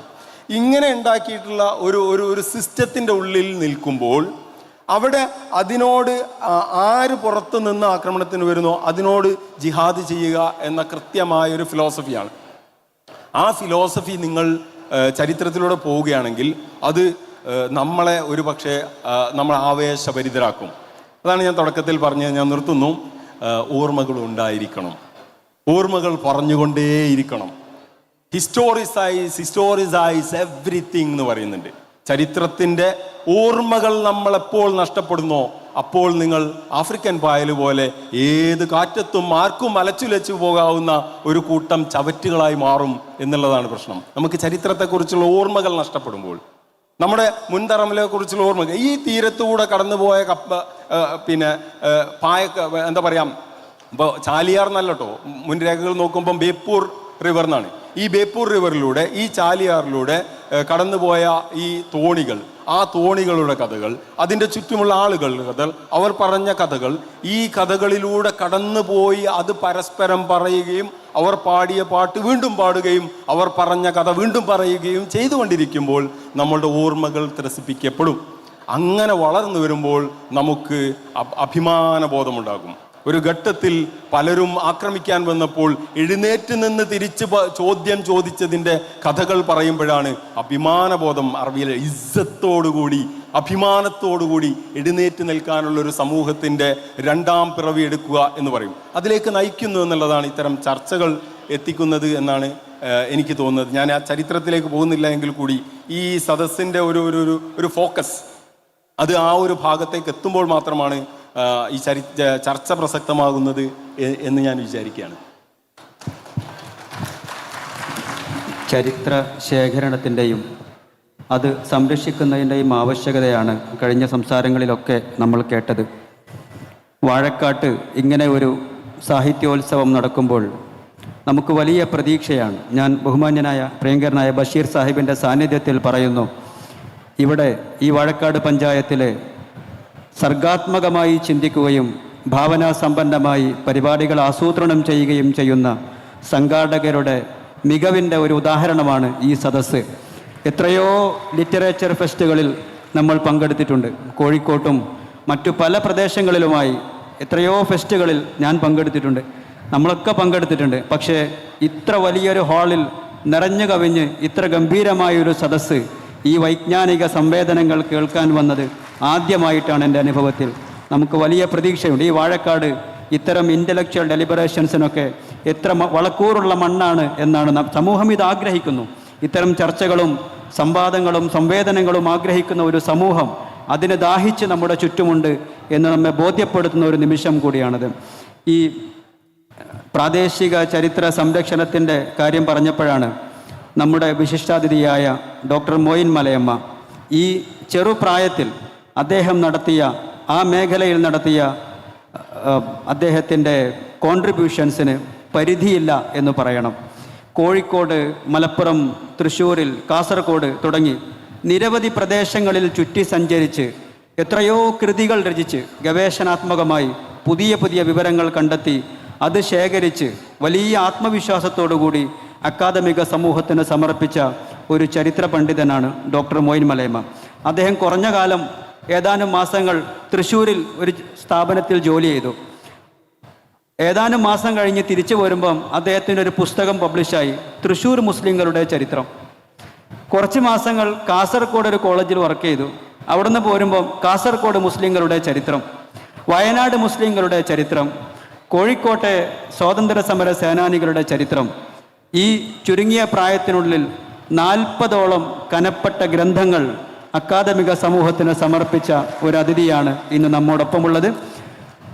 ചമ്മാട് ദാറുൽ ഹുദയിൽ തൻ്റെ പഠനത്തിന് ശേഷം ഡൽഹിയിലെ ജവഹർലാൽ നെഹ്റു യൂണിവേഴ്സിറ്റിയിൽ നിന്ന് PGയും PhDയും പൂർത്തിയാക്കി പ്രാദേശിക ചരിത്ര ശേഖരണത്തിനും സംരക്ഷണത്തിനുമായി ഇറങ്ങിത്തിരിച്ച ഡോക്ടർ മോയിൻ മലയമ്മ ഈ വാഴക്കാടിൻ്റെ പണ്ഡിത പാരമ്പര്യത്തെക്കുറിച്ച്, ഒരുപക്ഷെ വാഴക്കാട് കേരളത്തിലെ മുസ്ലിം ചരിത്രത്തിൽ അടയാളപ്പെടുത്തിയത് ഈ പാണ്ഡിത്യത്തിൻ്റെ ഗരിമ കൊണ്ടാണ്. ഇവിടെ നിന്ന് പഠിച്ചുപോയ പണ്ഡിതന്മാരാണ് പൊന്നാനിയിലെ മഖ്ദൂമുമാർക്ക് ശേഷം അല്ലെങ്കിൽ മറ്റൊരു കാലഘട്ടത്തിൽ ഈ പ്രദേശത്തിൻ്റെ വൈജ്ഞാനിക വിളക്കുകളായി പരിലസിച്ച നൂറുകണക്കിന് പണ്ഡിതന്മാരുടെ വേര് കിടക്കുന്നത് ഈ വാഴക്കാട്ട മണ്ണിലാണ്. ആ പണ്ഡിത പാരമ്പര്യത്തെക്കുറിച്ച് ഡോക്ടർ മോയിൻ മലയമ്മ നമ്മോട് സംസാരിക്കും. പ്രിയപ്പെട്ടവരെ, സൂചിപ്പിക്കപ്പെട്ടതുപോലെ ചാലിയാറിൻ്റെ സമ്പന്നമായ പൈതൃകങ്ങളെക്കുറിച്ചാണ്, അതിൻ്റെ വ്യത്യസ്തമായ തലങ്ങളെക്കുറിച്ചാണ് ഓരോരുത്തരും സംസാരിച്ചു കൊണ്ടിരിക്കുന്നത്.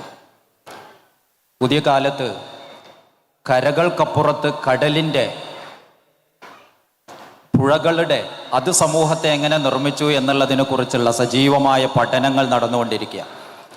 ആ ഒരു പരിസരത്തിലാണ് പലരും സൂചിപ്പിച്ച പോലെ നമ്മുടെ നാട്ടുകാർ എങ്ങനെയൊരു ചാലിയാറിനെ വെച്ചുകൊണ്ട് നമ്മുടെ സമൂഹ നിർമ്മിതി എങ്ങനെയുണ്ടായി എന്ന് പുതിയൊരു ചർച്ചക്കെടുത്തിരിക്കുന്നത്.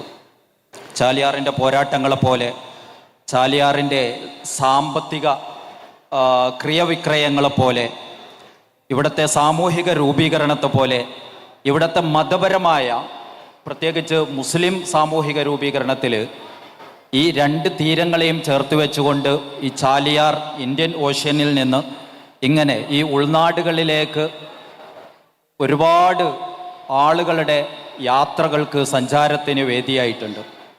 പ്രത്യേകിച്ചും ഞാൻ പെട്ടെന്ന് വിഷയത്തിലേക്ക് വരികയാണെങ്കിൽ, നമ്മൾ മലബാറിൻ്റെ ഏറ്റവും പ്രധാനപ്പെട്ട വൈജ്ഞാനിക കേന്ദ്രമായിട്ട് നമ്മൾ പൊന്നാനിയെ എണ്ണി വരുന്നുണ്ട്. അതിന് പ്രത്യേകമായ ഒരു ചരിത്ര ഘട്ടമുണ്ടായിരുന്നു, ചരിത്ര കാലമുണ്ട്. 1900 വരുന്നതോടെ ഒരു ഇൻ്റലക്ച്വൽ പൊന്നാനിയുടെ ഒരു ബാക്കപ്പ്, ഒരു ഡിമിനിഷൻ ഘട്ടത്തിലാകുന്ന ഒരു വസ്തുതയാണ് നമ്മൾ കാണുന്നത്. 900 വരുന്നതോടെ ബൗദ്ധികമായിട്ട് പൊന്നാനിയുടെ ഒരു പ്രതാപം അസ്തമിച്ചു കൊണ്ടിരിക്കുന്ന ഒരു ഘട്ടം. ആ ഒരു ഘട്ടത്തിൽ 1800 അവസാനത്തിലും 900 തുടക്കത്തിലും മലബാറിലെ ഏറ്റവും പ്രധാനപ്പെട്ട വൈജ്ഞാനിക കേന്ദ്രമായിട്ട് നമ്മുടെ വാഴക്കാട് മാറിയിരുന്നു എന്ന് നമുക്ക് ചരിത്രത്തിൽ കണ്ടെത്താൻ പറ്റും. എന്ന് പറഞ്ഞാൽ ഇപ്പോൾ പൊന്നാനിയുടെ ഒരു വൈജ്ഞാനികമായ ബന്ധങ്ങൾ മലബാറിൽ ഉടനീളം ഉണ്ടാകുന്നുണ്ട്. 1400കളുടെ എൻഡ് മുതൽ പിൽക്കാലത്ത് നമ്മൾ ഒന്നാമത്തെ മഖ്ദൂമിനെയും രണ്ടാമത്തെ മഖ്ദൂമിനെയും, ഏറിയാൽ ഒരു പക്ഷേ ഒരു മഖ്ദൂം അവസാനത്തെ ആളെയും എണ്ണി ചരിത്രമങ്ങ് അവസാനിപ്പിക്കാറാണ് പതിവ്. പക്ഷേ അതുമുതൽ ഒരു 4 നൂറ്റാണ്ട് ഇതുവരെയുള്ള ഒരു കാലഘട്ടത്തിലെ ഒരു വിപുലമായ ഒരു ചരിത്രത്തിൻ്റെ കണ്ണികൾ പലപ്പോഴും നമ്മൾ ചേർത്ത് വെക്കാതെ പോകുന്നു എന്നുള്ളതാണ്. 1500 മുതൽ ഈ ഒരു 1900 വരെയുള്ള കാലഘട്ടത്തിനിടയിലെ മഖ്ദൂമുമാരുടെ സഞ്ചാരത്തെക്കുറിച്ച് പലപ്പോഴും നമ്മൾ പഠിക്കാറില്ല. ഈ ഒരു വാക്കം, ആ ഒരു ഗ്യാപ്പിനെ നമ്മൾ അന്വേഷിച്ച് പോകുമ്പോഴാണ് ഈ ഒരു കാലഘട്ടത്തിൽ 1600കളോടെ മലബാറിൻ്റെ ഉൾദേശങ്ങളിലേക്ക് വ്യാപകമായ, ഈ പുഴകളിലൂടെ, നദികളിലൂടെ മലബാറിൻ്റെ ഉൾഭാഗത്തിലേക്ക് വ്യാപകമായ മഖ്ദൂമി സ്കോളേഴ്സിൻ്റെ സഞ്ചാരങ്ങൾ ഉണ്ടാകുന്നുണ്ട്. അത് നമ്മൾ താമരശ്ശേരി ഏരിയയിലേക്ക് നോക്കുകയാണെങ്കിലും കാസർഗോഡിൻ ഏരിയയിലേക്ക് നോക്കിയാൽ ഒക്കെ മഖ്ദൂമി സ്കോളേഴ്സിൻ്റെ യാത്രകൾ ഉണ്ടാകുന്നുണ്ട്. ഈ ഒരു പണ്ഡിതന്മാരുടെ യാത്രകളാണ് ഞാൻ പറഞ്ഞ കഴിഞ്ഞ 4 നൂറ്റാണ്ട് കാലത്ത് നമ്മുടെ ഈ ഉൾദേശങ്ങളെ രൂപീകരിച്ചിട്ടുള്ളത് മതപരമായിട്ട്. അതിൻ്റെ ഒരു വേര് കൃത്യമായിട്ട് ഈ ഒരു വാഴക്കാട്ടും നമ്മൾ കാണുന്നുണ്ട് എന്നുള്ളതാണ്. ഏത് നാട്ടിലേക്കും നേരത്തെ ഇവിടെ സൂചിപ്പിച്ചതുപോലെ ഒരു ഉമറാപക്ഷത്തിൻ്റെ ഇവിടുത്തെ കാരണവന്മാരുടെ വളരെ ശക്തമായ ഒരു ലീഡർഷിപ്പ് ചരിത്രത്തിൽ നമുക്ക് കണ്ടെത്താൻ പറ്റും. വളരെ നേരത്തെ തന്നെ ഇവിടെ കോയപ്പത്തൊടി ഫാമിലി ഈ ലീഡർഷിപ്പിൽ ഈ നാടിൻ്റെ മാത്രമല്ല മലബാറിനെ വ്യത്യസ്ത മേഖലയിൽ വൈജ്ഞാനികമായിട്ട് സാമ്പത്തികമായിട്ടൊക്കെ നിർമ്മിക്കുന്നതിൽ അവരുടെ ഒരു പങ്കുണ്ടാകുന്നുണ്ട്. ആ ഒരു ഘട്ടത്തിൽ ഒരുപക്ഷെ 1700കളുടെ എൻഡിലോ മറ്റൊക്കെ തന്നെ ആവണം ഒരു മഖ്ദൂമി സ്കോളറുടെ ഖാളിയായിട്ട് ഒരു സൈനുദ്ദീൻ മഖ്ദൂമി മുസ്ലിയാരകത്ത് ഫാമിലിയിൽ നിന്ന് ഒരാളെ ഒരുപക്ഷെ 1700ൻ്റെ എൻഡിലോ മറ്റാവണം എനിക്ക് തോന്നുന്നു, അല്ലെങ്കിൽ 800ൻ്റെ തുടക്കത്തിലാവാം, ഈ വാഴക്കാട്ടേക്ക് കൊണ്ടുവന്നിട്ട് ഈ പള്ളിയിൽ ഇവിടുത്തെ ഖാളിയായിട്ട് നിയമിക്കുന്നുണ്ട്. അതോടുകൂടെയാണ് ഒരുപക്ഷെ ഈ നാടിൻ്റെ നേരത്തെ തന്നെ കോസ്റ്റൽ ബെൽറ്റിലൂടെയുള്ള പല രീതിയിലുള്ള ബന്ധങ്ങളും മറ്റൊക്കെ ഉണ്ടെങ്കിൽ കൂടി ഈ നാടിൻ്റെ കുറേ കൂടി ആഴത്തിലേക്കുള്ള ഒരു വൈജ്ഞാനിക ഇടപെടലുകളും വലിയൊരു പ്രഭാവവും ആരംഭിക്കുന്നത് ഈ മഖ്ദൂമി പൊന്നാനിയിൽ നിന്നും മുസ്ലിയാരകത്ത് ഫാമിലിയിൽ നിന്ന് ഇവിടെ വന്ന് താമസിക്കുന്നതോടെയാണ്. അവിടെ നിന്ന് തുടങ്ങുന്നുണ്ട് വലിയൊരു ഹിസ്റ്ററി. മഖ്ദൂമി ഫാമിലിയിൽ നിന്ന് ഒരുപക്ഷെ ഈ മുസ്ലിയാരകത്ത് ഫാമിലി ഈ ഭാഗത്ത് ഈ ചാലിയാർ തീരങ്ങളിലേക്ക് വന്ന് വിപുലമായിട്ട് സെറ്റിലാകുന്നത് ഇവരുടെ വരവോടെകൂടെയാണ്. എനിക്ക് തോന്നുന്നു പിന്നീട് ഇപ്പോൾ കൊടിയത്തൂർ ഖാദിയായ അബ്ദുൽ അസീസ് മുസ്ലിയാർ, നമ്മുടെ അജ്മൽ മൊയിൻ സാറിൻ്റെ ഒരുപക്ഷെ ആ ഫാമിലിയിൽ മുസ്ലിയാരകത്ത് ഫാമിലിയിലെ മെമ്പറാണെന്ന് തോന്നുന്നു. അദ്ദേഹത്തിൻ്റെ ഉപ്പാപ്പയായ ഒരു കൊടിയത്തൂർ ഖാദി അബ്ദുൽ അസീസ് മുസ്ലിയാരുണ്ടായിരുന്നു മുസ്ലിയാരകത്ത് ഫാമിലിയിലുള്ള. അപ്പോൾ ഈ ചാലിയാറിൻ്റെ ഈ പരിസര ദേശങ്ങളിൽ ഈ ഒരു ഫാമിലി വന്ന് സെറ്റിലാകുന്നതോട് കൂടിയിട്ട് വൈജ്ഞാനികമായ വലിയൊരു മാറ്റം ഉണ്ടാകുന്നുണ്ട്. പിന്നീട് ഈ കോയപ്പത്തൊടി എന്നിട്ട് ഒരു മുഹമ്മദ് കുട്ടി ഹാജി വലിയ പ്രതാപിയായിരുന്നു. അദ്ദേഹം അവിടെ ഉണ്ടായിരുന്ന പള്ളി ദർസ് സ്ഥാപിക്കുകയും അവിടെ വലിയ വലിയ പണ്ഡിതന്മാരെ കൊണ്ടുവന്ന് താമസിപ്പിക്കുകയും ചെയ്യുന്നുണ്ട്.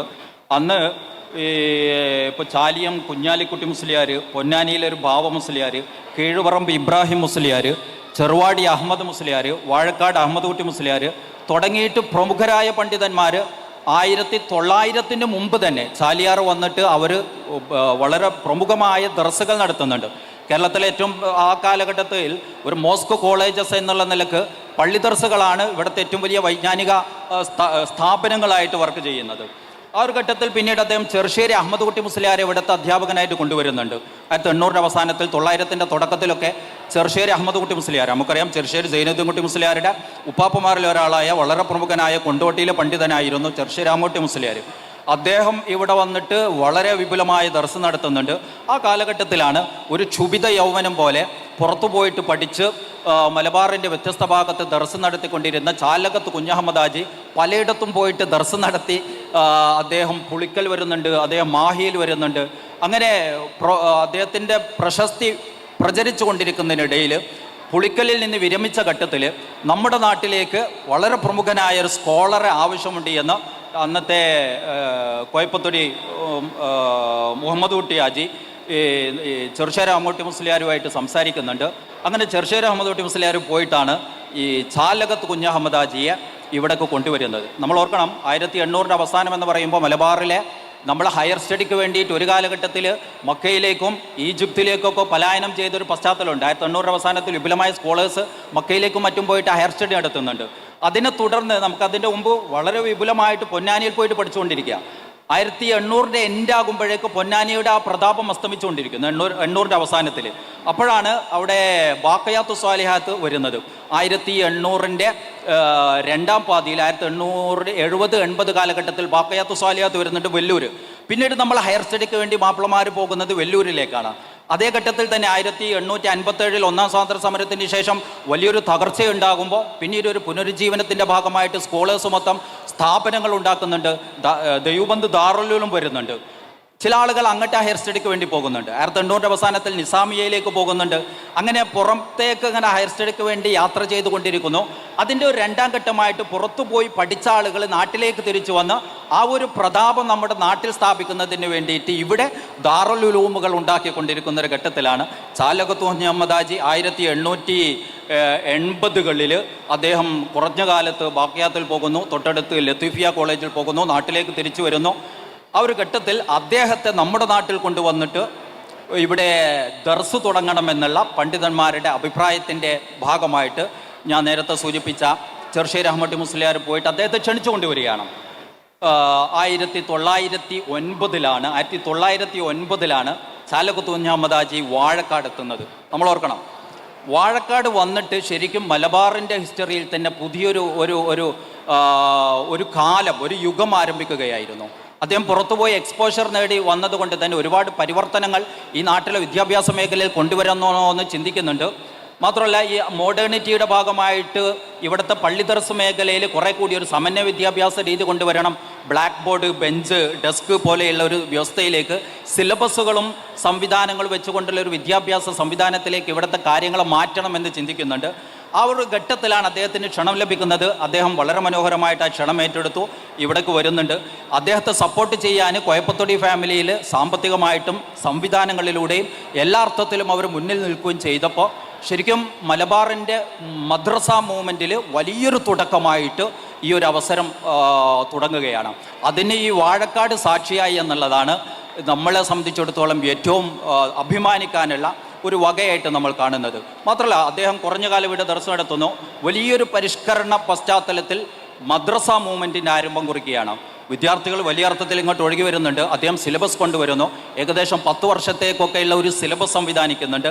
അതിൽ മലയാളം പഠിപ്പിക്കുന്നുണ്ട്, അതിൽ ഭൗതികമായിട്ടുള്ള വിഷയങ്ങൾ പഠിപ്പിക്കുന്നുണ്ട്. ആഴത്തിൽ കുറേ കൂടി റാഷണൽ മന്തിക്ക് മാനി പോലെയുള്ള കുറേ കൂടി വിഷയങ്ങൾ പഠിപ്പിക്കുന്നുണ്ട്. ഒരു സംവാദാത്മകമായിട്ട് വിഷയം പഠിപ്പിക്കുന്ന ഒരു സിലബസ് സംവിധാനിച്ചിട്ട് ദർസ് തുടങ്ങുന്നു.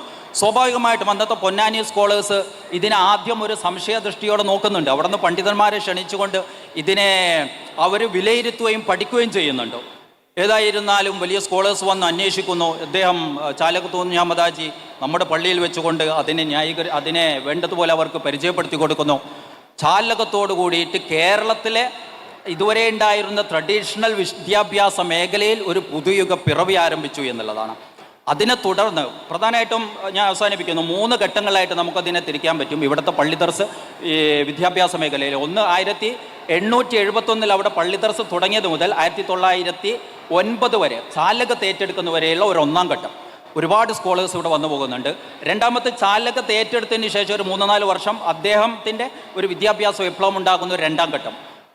പിന്നീട് നമ്മൾ കാണുന്ന അതിന് ശേഷം ചാലകത്ത് ഇവിടുന്ന് പോയതിന് ശേഷം ചാലകത്തിൻ്റെ ശിഷ്യന്മാരായിട്ടുള്ള ഒരുപക്ഷെ കേരളത്തിലെ പിന്നീട് വന്ന സ്കോളേഴ്സ് മൊത്തം ഒന്നല്ലെങ്കിൽ മറ്റൊരു നിലയ്ക്ക് ഒരു ഭാഗത്ത് കെ മൗലവിയിലൂടെ ട്രഡീഷൻ ഉണ്ടാകുന്നു, മറ്റൊരു ഭാഗത്ത് പാങ്ങിൽ അഹമ്മദ് മുസ്ലിയാർ ഒന്നുകിൽ അദ്ദേഹത്തിൻ്റെ ശിഷ്യനോ അല്ലെങ്കിൽ അദ്ദേഹത്തിൻ്റെ അടുത്ത സുഹൃത്തോ ആണ്, അങ്ങനെയുള്ള ഒരു ട്രഡീഷൻ ഉണ്ടാകുന്നു. ഷാലിയം നമ്മുടെ അഹമ്മദ് കോയ ഷാലിയാത്തിലൂടെ മറ്റൊരു ട്രഡീഷൻ ഉണ്ടാകുന്നു. ഇങ്ങനെ പിൽക്കാലത്ത് കേരളത്തെ നിർമ്മിച്ച സ്കോളേഴ്സ് മൊത്തം ഒന്നല്ലെങ്കിൽ മറ്റൊരു നിലക്ക് ഈ ദേശവുമായിട്ട് ബന്ധപ്പെട്ട് കിടക്കുന്നു എന്നുള്ളതാണ്. മാത്രമല്ല പിന്നീട് അതിൻ്റെ ഒരു 3-ാം ഘട്ടം കേരളത്തിലെ പിൽക്കാലത്തുണ്ടായിരുന്ന ട്രഡീഷണൽ സ്കോളേഴ്സിലെ വളരെ പ്രധാനപ്പെട്ട അത്യാവശ്യം ആളുകൾ, ഇപ്പോൾ പറവണ്ണ മൊയ്തീൻകുട്ടി മുസ്ലിയാരാണെങ്കിലും ആയഞ്ചേരി അബ്ദുറഹ്മാൻ മുസ്ലിയാരാണെങ്കിലും അബ്ദുൽ ഖാദർ ഫൽഫരി, യൂസുഫ് ഫൽഫരി, കണ്ണിയത്ത് അഹമ്മദ് മുസ്ലിയാർ, കുത്തുബി മുഹമ്മദ് മുസ്ലിയാർ പോലെയുള്ള സ്കോളേഴ്സ് മൊത്തം ഇവിടെ വന്ന് അധ്യാപനം നടത്തുന്നുണ്ട്. നമ്മൾ പൊന്നാനിയിൽ പോയിട്ട് ആളുകൾ പഠിച്ചിരുന്ന പോലെ ഒരു 19 വർഷം മലബാറിൻ്റെ ഏറ്റവും പ്രധാനപ്പെട്ട പണ്ഡിതന്മാരുടെ ഫത്വകൾ ചോദിക്കാൻ വരുന്ന, മതവിധികൾ തേടി വരുന്ന ഒരു ഇടമായിട്ട് ഈ ചാലിയാറും ആ ചാലിയാർ തീരത്തുള്ള വാഴക്കാടും മാറിയിരുന്നു എന്നുള്ളതാണ് ഒരു വസ്തുത. ഒരു കാര്യം അതിലേക്ക് ആഡ് ചെയ്യണം തോന്നുകയാണ്. ഡോക്ടർ മോയിൻ പണ്ഡിത പാരമ്പര്യം പറഞ്ഞത് കൂട്ടത്തിൽ ഇത് പറയണം, ഇത്രയും വലിയ സദസ്സായതുകൊണ്ടാണ്. ഞാൻ അത്തരത്തിലുള്ളൊരു ഫാമിലിയിൽ പെട്ടതുകൊണ്ട് ഇപ്പോൾ എൻ്റെ വീട്ടിലും അതുപോലെ തന്നെ ഞങ്ങളുടെ തറവാട് പള്ളിയിലൊക്കെ ഒരുപാട് പഴയ കിതാബുകളുണ്ട്. ആ കിതാബുകൾ എടുത്ത് നോക്കുമ്പോൾ അറബി കിതാബുകളാണ്, ഫിഖ്ഹിൻ്റെയും ഖുറാൻ്റെയും ഒക്കെ കിതാബുകളാണ്. ഈ കിതാബുകളുടെ അതുപോലെ എനിക്ക് തോന്നുന്നത് വാഴക്കാട്, ഈ ചാലിയാർ പ്രദേശങ്ങളിലും ഈ മഖ്ദൂമി പണ്ഡിതന്മാർ വന്ന സ്ഥലങ്ങളിലൊക്കെ വീടുകളിലും പള്ളികളിലും ഇത്തരം പഴയ കയ്യെഴുത്തിൻ്റെ കിതാബുകളുണ്ട്. ഈ കിതാബുകളിൽ പലതും 200 വർഷത്തിലധികം പഴക്കമുള്ളതാണ്. ആൻഡ് ഞാൻ അതിനെ പറയാൻ കാരണം എന്താ വെച്ചിട്ടുണ്ടെങ്കിൽ പലതും ഇപ്പോൾ അത്ര ശ്രദ്ധിക്കപ്പെടാതെ, ഞാനിപ്പോൾ ഒരു പള്ളിയിൽ പോയ സമയത്ത് അവിടുത്തെ മുകളിലുള്ളൊരു ഒരു മൂലയിൽ ഇത് വെച്ചിട്ടുണ്ട്. ഇവിടെ എവിടെയും വെച്ചിട്ടുണ്ടെങ്കിൽ അതിൻ്റെ ഒരു പ്രാധാന്യം ഈ സദസ്സെങ്കിലും മനസ്സിലാക്കുകയും അത് അറിയിക്കുകയും ചെയ്യേണ്ടതുണ്ട്. അത് ഇപ്പോൾ ഒരു ഫിഖ് കിതാബ് അല്ലെങ്കിൽ ഒരു ഖുറാൻ്റെ കയ്യെഴുത്ത് പ്രതികൾ, ഇത്തരം കാര്യങ്ങൾ അതിൻ്റെ പുതിയ ഏറ്റവും മോഡേൺ വേർഷൻ നമുക്ക് അവൈലബിൾ ആണ്. പക്ഷെ എന്താണ് ആ കയ്യെഴുത്ത് പ്രതിയുടെ പ്രത്യേകത എന്ന് ചോദിച്ചിട്ടുണ്ടെങ്കിൽ, സേ ഫോർ എക്സാമ്പിൾ ഇപ്പോൾ എൻ്റെ വീട്ടിലുള്ള ഒരു കയ്യെഴുത്ത് പ്രതി, ഞാൻ അതിൻ്റെ അവസാന പേജ് എടുത്തിട്ട് അതിൽ ഒരു പ്രാഥമിക പഠനം, ഒരു ഉദവിയായിട്ടുള്ളൊരു പയ്യൻ എൻ്റെ അയൽവാസിയുണ്ട്, അവനെ കൂട്ടിയിട്ട് അവനാണ് ചെയ്തുകൊണ്ടിരിക്കുന്നത്, അതിൽ മാത്രം റിസർച്ച് ചെയ്തുകൊണ്ടിരിക്കുകയാണ്. ഇൻട്രസ്റ്റിംഗ്ലി ആ കിതാബ് വന്നിട്ടുള്ളത് മൊറോക്കോയിൽ നിന്നാണ്. മൊറോക്കോയിൽ നിന്ന് അത് കൊടിയത്തൂരുള്ളൊരു ഗ്രാമത്തിലെ ഒരു വീട്ടിൽ എത്തിയതിൻ്റെ ഒരു റൂട്ടുണ്ട്. അത് അരീക്കോടുള്ള ഒരാളാണ് എഴുതുന്നത്. ആ എഴുതാൻ വേണ്ടി വേറൊരു ഒരു ഉമറായിൽപ്പെട്ട ഒരാൾ അതിന് വഖഫ് ചെയ്യാണ് ഇത്ര എമൗണ്ട്. കാരണം വലിയൊരു പുസ്തകം കൈകൊണ്ട് എഴുതി ഉണ്ടാക്കണം. ഇതൊക്കെ ലാസ്റ്റ് പേജിലുണ്ട്, എന്ന് എഴുതി, ആരെഴുതി, എപ്പോഴെഴുതി, ഇത് എവിടുന്ന് വന്നു എന്നുള്ളത്. അപ്പോൾ ആ ഒരു റൂട്ട് മനസ്സിലാക്കിയിട്ടുണ്ടെങ്കിൽ ഈ ഒരു നമ്മളെ മനസ്സിലാണെങ്കിൽ ഇത് നമ്മൾ ചെറിയ കുറച്ച് ആളുകൾ ഒരു പ്രദേശത്ത് ഇങ്ങനെ വട്ടം കൂടി ഇങ്ങനെയുള്ള it's a cosmopolitan community actually. The community is an international linkage. അന്താരാഷ്ട്ര തലത്തിൽ അന്നത്തെ കാലത്ത് ലെബനനിലും അതുപോലെ തന്നെ മൊറോക്കോയിലും പിന്നെ ഈജിപ്തിലും അവിടെയുള്ള പണ്ഡിതന്മാരുമായിട്ട് അവിടുത്തെ കിതാബുകൾ എടുത്തിക്കാനും അത് പിന്നെ എഴുതാനുമുള്ള ഒരു സംവിധാനം ഉണ്ടെങ്കിൽ അത്രയും വലിയൊരു ഇൻ്റർനാഷണൽ നെറ്റ്വർക്കിൻ്റെ ഭാഗമാണിത്. നമ്മൾ പറയുന്നത് പോലെ നിലമ്പൂരിൽ നിന്ന് പിന്നെ അറബിക്കടൽ വരെയുള്ള ഒരു പ്രദേശമല്ലത്. അറബിക്കടലിൽ നിന്നും അത് അന്താരാഷ്ട്ര തലത്തിൽ ബന്ധം നിൽക്കുന്ന ഒരു വലിയൊരു കോസ്മോപൊളിറ്റാനിസം ഉണ്ട്. ആ കോസ്മോപൊളിറ്റാനിസത്തിൻ്റെ ഉള്ളിലേക്ക് ഇറങ്ങിയിട്ടുണ്ടെങ്കിൽ അവിടെ ഉമറയും ഉലമയുണ്ട്. ഉലമാക്കൾക്ക് വേണ്ടി പുസ്തകം എത്തിച്ചു കൊടുക്കുന്ന ഒരു ഉമറയുണ്ട്. അത് വായിക്കാനും അവരെ സപ്പോർട്ട് ചെയ്യാനുമുള്ള ഒരു കമ്മ്യൂണിറ്റി ഉണ്ട്. ആ ഒരു കമ്മ്യൂണിറ്റി എക്കോസിസ്റ്റത്തെ കുറിച്ചുള്ള ഏറ്റവും പ്രധാനപ്പെട്ട രേഖകളാണിത്. ഞാനിത് പിടിച്ചു വാങ്ങാൻ കാരണം അങ്ങനത്തെ രേഖകളുണ്ടെങ്കിൽ, ഞാൻ നേരത്തെ പറഞ്ഞു, ചരിത്രം പറഞ്ഞുകൊണ്ടിരിക്കുക, ഓർമ്മകൾ തിരിച്ചു പിടിച്ചുകൊണ്ടിരിക്കുക, വീണ്ടും വീണ്ടും പറഞ്ഞുകൊണ്ടിരിക്കുക എന്നതുപോലെ പ്രധാനപ്പെട്ടതാണ് നമ്മളുടെ കയ്യിൽ നഷ്ടപ്പെട്ടുകൊണ്ടിരിക്കുന്ന, പലപ്പോഴും ഒഴിവാക്കിക്കൊണ്ടിരിക്കുന്ന ഇത്തരം ചരിത്ര നിധികൾ. അതിനെ സൂക്ഷിക്കാനും അതിനെക്കുറിച്ച് ആലോചിക്കാനും അത്തരം കൃതികൾ എന്തെങ്കിലും സംരക്ഷിക്കാനുമുള്ള ചിന്തകൾ കൂടി ഇത്തരം ചർച്ചകൾ ഉണ്ടാവട്ടെ എന്ന് ഞാൻ ആഗ്രഹിക്കുകയാണ്. നിങ്ങൾ അങ്ങനത്തെ ശ്രമങ്ങൾ കൂടി തുടങ്ങണമെന്ന് അഭ്യർത്ഥിക്കുകയാണ്. ചരിത്രം അതിസങ്കീർണമായ ഒരു പ്രതിഭാസമാണ് എന്ന് പറയാറുണ്ട്. History is a set of lies agreed upon എന്ന് നെപ്പോളിയൻ പറഞ്ഞിട്ടുണ്ട്. ഒരുപാട് കളവുകളുടെ ഒരു കൂമ്പാരമാണ്, അതെല്ലാവരും അംഗീകരിക്കും. അതിൽ നിന്ന് ഏറ്റവും അനുയോജ്യമായ കളവ് എന്ന് പറഞ്ഞാൽ സത്യത്തോട് ഏറ്റവും യോജിച്ച കളവ് തിരഞ്ഞെടുക്കലാണ് ചരിത്രം എന്ന് നിർവഹിച്ച ചരിത്രകാരന്മാരുണ്ട്. History is to select the most suitable lie from a group of lies. B ഷെയ്ക്കലിയുടെ ഹിസ്റ്റോറിയോഗ്രഫി എന്ന പുസ്തകത്തിൽ അദ്ദേഹം അത് പറയുന്നുണ്ട്. MGS പറയുന്നത് കലങ്ങി മറിഞ്ഞ ഒരു പുഴയിൽ നിന്ന് തെളിഞ്ഞ വെള്ളം വേർതിരിച്ചെടുക്കുന്നത് പോലെയാണ് ചരിത്രത്തിൽ നിന്ന് സത്യങ്ങളെ വേർതിരിച്ചെടുക്കുക എന്നതാണ്. ഈ ചരിത്ര സെമിനാറിൽ നമ്മുടെ പ്രിയങ്കരനായ KK കുറുപ്പ് സാറുടെ സാന്നിധ്യത്തിൽ കുറച്ചുകൂടെ ഗൗരവതരമായ ഒരു അന്വേഷണം നടത്താൻ നമ്മൾ ആഗ്രഹിക്കുകയാണ്. എന്ന് പറഞ്ഞാൽ ഈ ചാലിയാറിൻ്റെ തീരപ്രദേശങ്ങളിൽ അധിനിവേശ വിരുദ്ധ പോരാട്ടങ്ങൾ പലത് കഴിഞ്ഞിട്ടുണ്ട് എന്ന് നമ്മൾ പറഞ്ഞു. ഈ കൊന്നാര തങ്ങന്മാരുൾപ്പെടെ ഈ പ്രദേശത്തെ ബ്രിട്ടീഷ് വിരുദ്ധ പോരാളികളൊക്കെ ഇന്നത്തെ കാലത്ത് ബ്രിട്ടീഷ് വിരുദ്ധ പോരാളികളല്ലാതെയായി മാറുന്ന ഒരു പ്രതിഭാസമുണ്ട്. എന്ന് പറഞ്ഞാൽ ചരിത്രമില്ലാത്തവർ ചരിത്രത്തെ ഭയപ്പെടും. പിന്നെ അവർക്ക് ആകെയുള്ളൊരു മാർഗം ഉള്ള ചരിത്രത്തെ തിരുത്തുക എന്നതാണ്.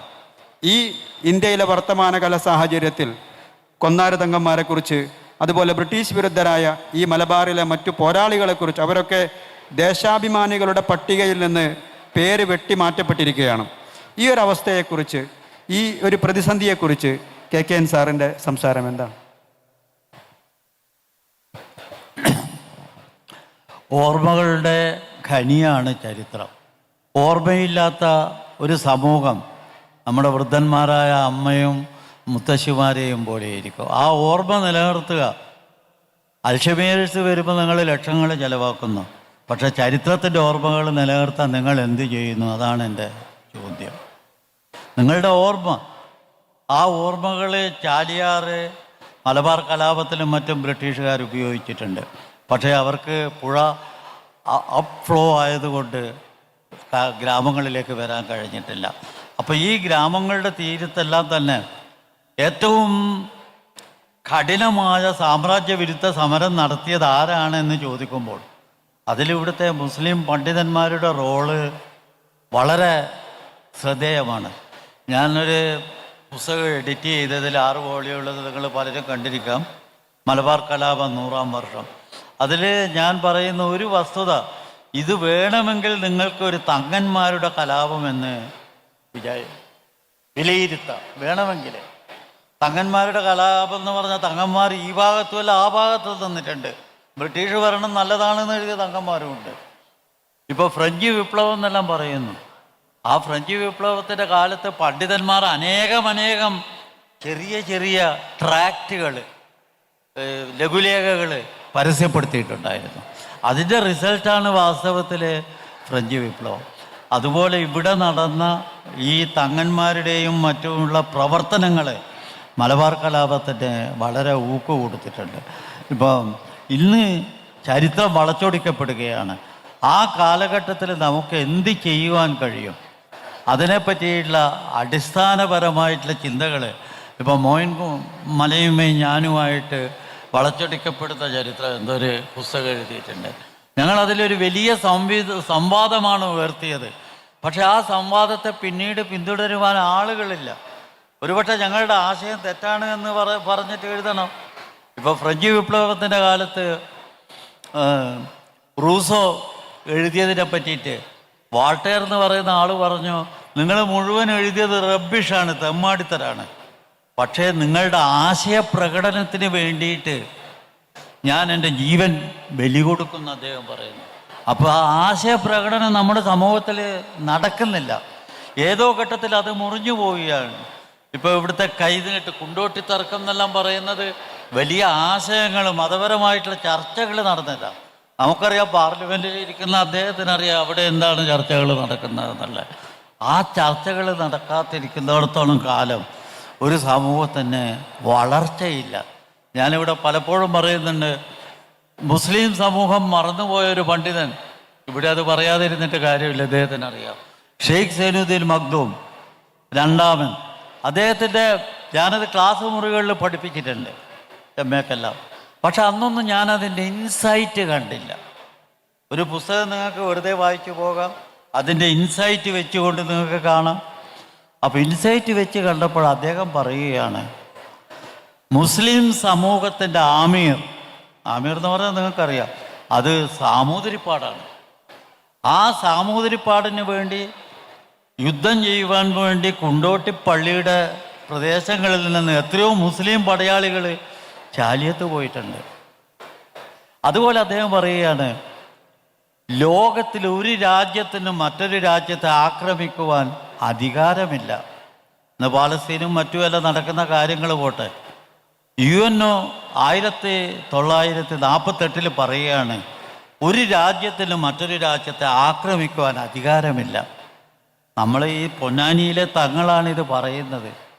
മൂന്നാമത്തേത്, അറബിക്കടലിൻ്റെ സ്വാതന്ത്ര്യം എന്ന് നഷ്ടപ്പെടുമോ അന്ന് ഇന്ത്യ സാമ്രാജ്യത്വത്തിന് അധീനമാകുന്നു. ആ അറബിക്കടലിൻ്റെ സ്വാതന്ത്ര്യത്തിന് വേണ്ടി മുസ്ലിം പടയാളികൾ 100 കൊല്ലം അറബിക്കടലിൽ യുദ്ധം ചെയ്തു എന്ന് പറയുമ്പോൾ അതിൻ്റെ മുഴുവൻ പ്രചോദനം ഈ തങ്ങളായിരുന്നു എന്ന് ചൂണ്ടിക്കാണിക്കുവാൻ എനിക്ക് കഴിഞ്ഞു എന്ന് മാത്രമല്ല, ആ ഒരു ചെറിയ പുസ്തകം അന്ന് 36 ഭാഷകളിൽ വന്ന പുസ്തകമാണിത്. 1583 അതിലെ കയ്യെഴുത്ത് ലിപി പിന്നെ ബ്രിട്ടീഷ് മ്യൂസിയത്തിലുണ്ട് എന്ന് പറയുന്നു. അത് അല്ല, ഞാൻ നോക്കിയപ്പോൾ അത് അതിൻ്റെ പ്രതിയല്ല, കോപ്പികൾ മാത്രമാണ്.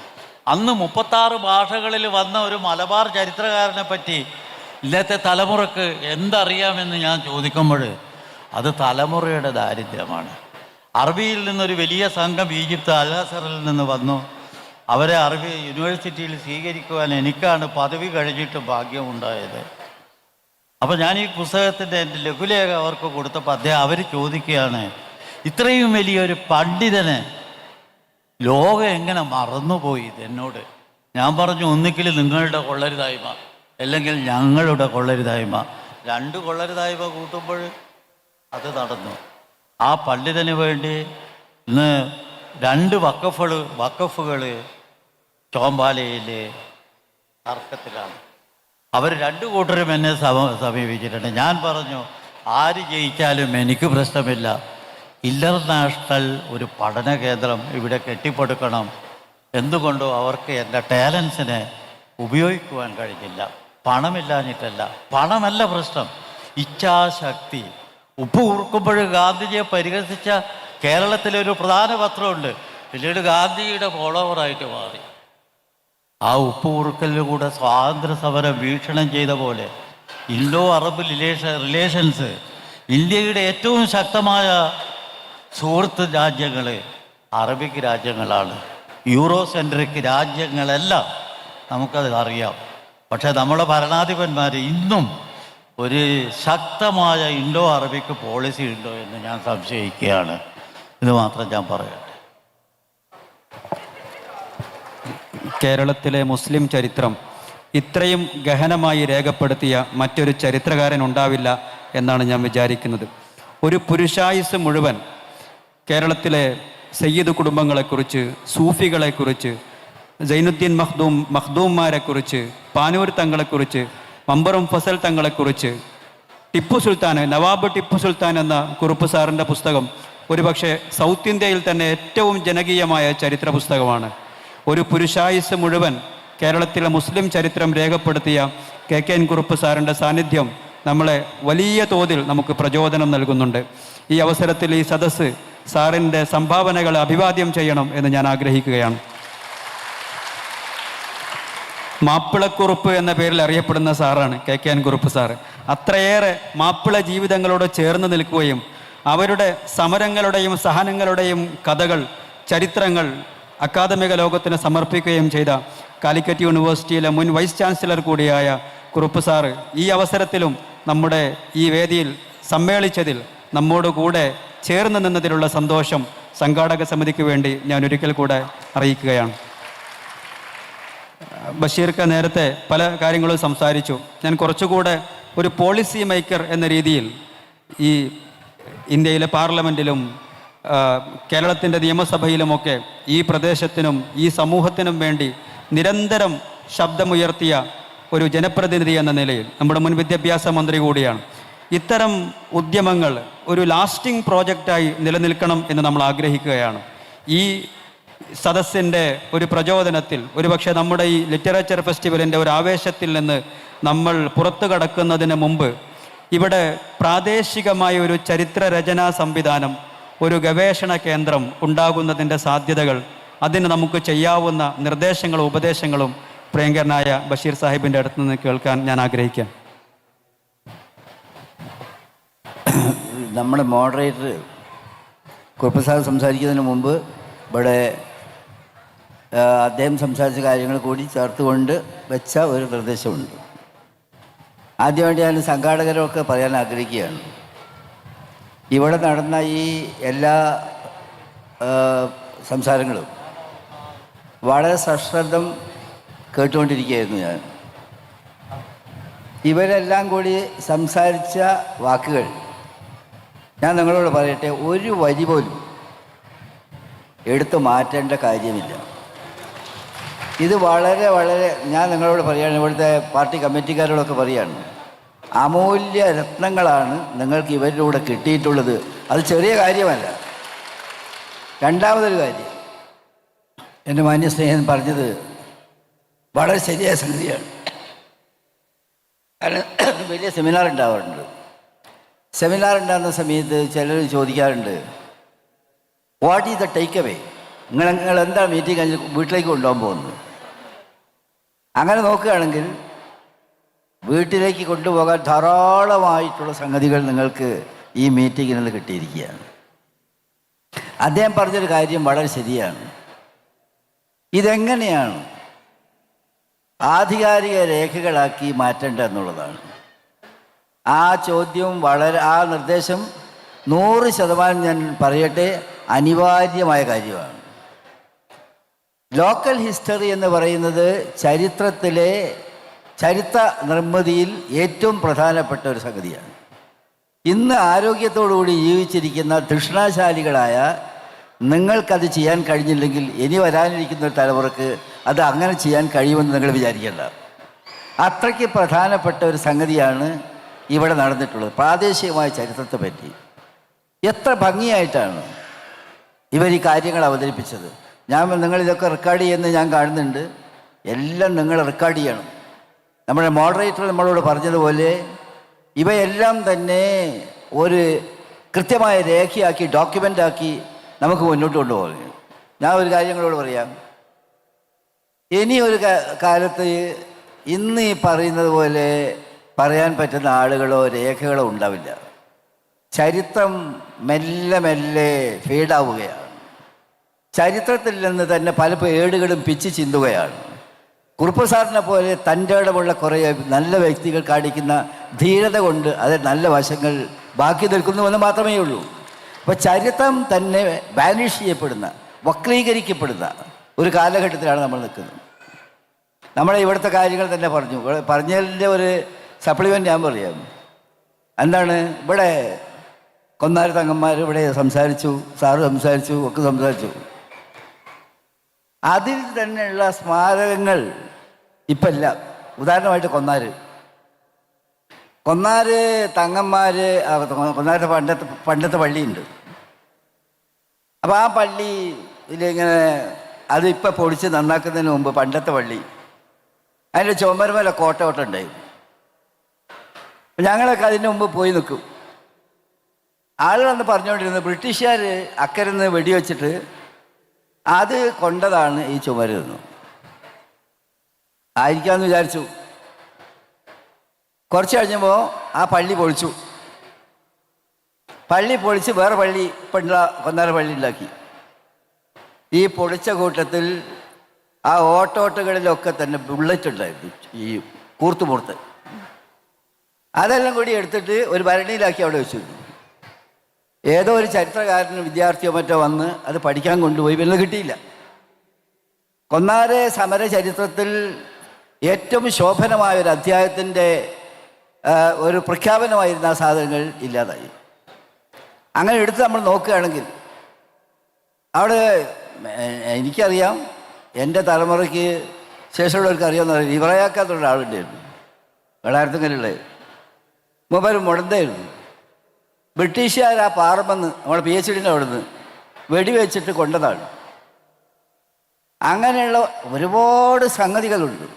അതുകൊണ്ട് ഞാൻ ഈ സഭയിൽ കൂടിയിട്ടുള്ള നേതാക്കന്മാർക്കും എല്ലാവരോടും പറയട്ടെ, വളരെ നല്ല കുട്ടികളാണ് ഇവിടെ നേതൃത്വം കൊടുക്കുന്നത്. അവർ അസലായിട്ട് ഡോക്യുമെൻറ്റേഷൻ നടത്തും. നിങ്ങളടുത്ത് ഓരോരുത്തരടുത്ത് വന്നിട്ട് ഞങ്ങൾ ആ കുട്ടികൾ വാതിൽ മുട്ടും, നിങ്ങൾ സഹായം ചെയ്തു കൊടുക്കുക. ബെസ്റ്റ് ഡോക്യുമെൻറ്റേഷൻ ഇൻഷാ അല്ലാഹ് ഉണ്ടാക്കുമെന്നാണ് ഞാൻ പറയാൻ ആഗ്രഹിക്കുന്നത്. ഈ സദസ്സ് അത് ഏറ്റെടുക്കുകയാണ്.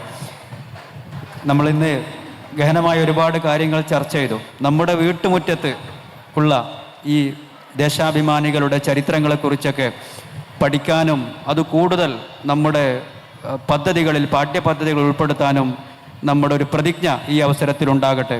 ഈ കൊന്നാര തങ്ങന്മാരെ കുറിച്ചൊക്കെ ഉള്ള പുസ്തകങ്ങൾ ഇവിടെയുള്ള ഈ ബുക്ക് ഫെയറിൽ ലഭ്യമാണ്. ഒരുപക്ഷെ ഇന്നത്തെ രാത്രിയിൽ നമ്മളെടുക്കുന്ന ഒരു പ്രതിജ്ഞയുടെ ഭാഗമായി ഒരു ചരിത്ര പുസ്തകമെങ്കിലും നമ്മൾ കയ്യിലെടുത്ത് ഇന്നത്തെ ദിവസം നമ്മൾ വായന ആരംഭിക്കണം എന്ന് ഞാൻ ആഗ്രഹിച്ചു പോവുകയാണ്. ഇനി നേരത്തെ ഇവിടുന്ന് സെറ്റിൽമെൻറ്റുകളെക്കുറിച്ച് ഷബന സംസാരിച്ചു. ചാലിയാർ തീരങ്ങളിലെ മുസ്ലിം സെറ്റിൽമെൻറ്റുകളെക്കുറിച്ച് എന്തെങ്കിലും പുതിയ കാര്യങ്ങൾ ഞങ്ങൾ അറിയേണ്ടതായിട്ടുണ്ടോ? ഞാൻ ചോദ്യം ദീർഘിപ്പിക്കാതെ മൈക്ക് കൈമാറുന്നു.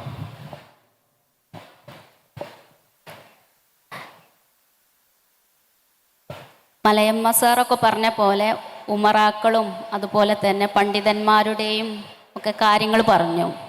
അപ്പം എനിക്കിവിടെ പറയാനുള്ളത്, ഈ മുസ്ലിം സെറ്റിൽമെൻ്റ് എങ്ങനെയാണ് ഈ ചാലിയാറിൻ്റെ തീരത്തേക്ക് വന്നു എന്നാണ്.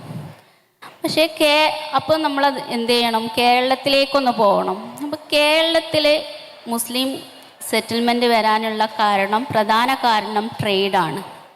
അതുപോലെ ചാലിയാറിൻ്റെ തീരത്തും സെറ്റിൽമെൻറ്റ് വരാനുള്ള കാരണം ട്രേഡ് തന്നെയാണ്. നമുക്കറിയാം, ആദ്യത്തെ മുസ്ലിം പള്ളി കൊടുങ്ങല്ലൂരാണ് എന്നറിയാം. മാലിക് ബിൻ ദീനാർ സ്ഥാപിച്ച ആദ്യത്തെ പള്ളി കൊടുങ്ങല്ലൂരാണെന്നറിയാം. പിന്നെ രണ്ടാമത് മാലിക് ബിൻ അബീബിൻ്റെ നേതൃത്വത്തിൽ 9 പള്ളികൾ കേരളത്തിൽ സ്ഥാപിക്കുന്നുണ്ട്. അതിലൊന്ന് ചാലിയാറിൻ്റെ തീരത്താണ്. അതായത് ചാലിയാറിൻ്റെ തീരത്തുള്ള ചാലിയം പള്ളിയാണ്. അപ്പം അത് നമുക്കൊരു മുസ്ലിം പള്ളി ഉണ്ടാവുക എന്ന് പറഞ്ഞാൽ അത് അവിടെ ഒരു മുസ്ലിം കമ്മ്യൂണിറ്റി ഉണ്ട് എന്നാണ് അതിൻ്റെ അർത്ഥം. അപ്പം അതുപോലെ 11-12 നൂറ്റാണ്ടുകൾ യമനിലെ റസൂലിറ്റ്സ് റൂളേഴ്സ് കേരളത്തിലെ പള്ളികൾക്ക് ഒരു വാർഷിക സ്റ്റൈപ്പൻഡ് കൊടുക്കാറുണ്ടായിരുന്നു. അതിലൊരു പള്ളിയും ഏതാണ്? ചാലിയത്തുള്ള പള്ളിയാണ്.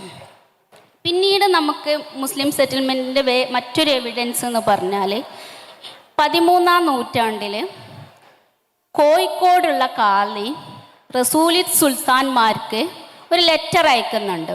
അതായത് നിലവിൽ 13 പള്ളികൾക്ക് ഈ സ്റ്റൈപ്പൻഡ് കൊടുക്കുന്നുണ്ട്, അതിലൊന്ന് നിലമ്പൂരാണ് എന്ന് പറഞ്ഞിട്ട്. അപ്പോൾ ആ ഒരു സമയത്ത് 1390കളിൽ നിലമ്പൂരും ഒരു പള്ളി ഉണ്ടായിരുന്നു. അത് കാണിക്കുന്നത് മുസ്ലിം സെറ്റിൽമെൻറ്റിൻ്റെ തെളിവാണ് എന്നുള്ളതാണ്. അപ്പോൾ ഈ ഭാഗത്ത് നമുക്കറിയാം, കാലിക്കറ്റ് പ്രോമിനൻ്റ് ആയിട്ടുള്ള ഒരു പോർട്ടായിട്ട് മാറുന്നത് സാമൂതിരിൻ്റെ കാലത്താണ്. അപ്പം ആ ഒരു പീരീഡിൽ ചാലിയാർ അടക്കമുള്ള ഒരു സമൂഹത്തിൻ്റെ ഒരു അവസ്ഥ എന്ന് പറഞ്ഞാൽ തൊട്ടുകൂടായ്മയും തീണ്ടിക്കൂടായ്മയും ഒക്കെ ഉള്ള ഒരു സമയമാണ്. അപ്പം അതായത് ഹൈന്ദവ മതത്തിൽപ്പെട്ട ആളുകൾ കാര്യമായിട്ട് ഈ ട്രേഡിലൊന്നും ഏർപ്പെട്ടിട്ടില്ലായിരുന്നു. അത് കൂടുതലായിട്ട് ചെയ്തിരുന്നത് മുസ്ലിം കമ്മ്യൂണിറ്റിയിൽ പെട്ടിട്ടുള്ള ആളുകളായിരുന്നു.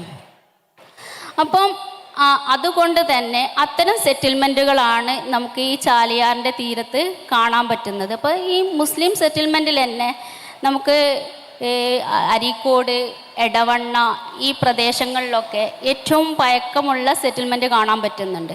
അപ്പം ഇവിടെയുള്ള മുസ്ലിങ്ങൾ തന്നെ പല മുസ്ലിങ്ങളും കോസ്റ്റൽ ലൈനിൽ നിന്ന് വന്നിട്ടുള്ളവരാണ്. അതായത് പൊന്നാനി, അതുപോലെ തന്നെ കോഴിക്കോട് ഭാഗങ്ങളിൽ വന്നിട്ടുള്ള അകം ഫാമിലീസിൽ പെട്ടിട്ടുള്ള ആളുകളാണ് ആദ്യകാലത്തെ മുസ്ലിം ജനത എന്ന് പറഞ്ഞാൽ.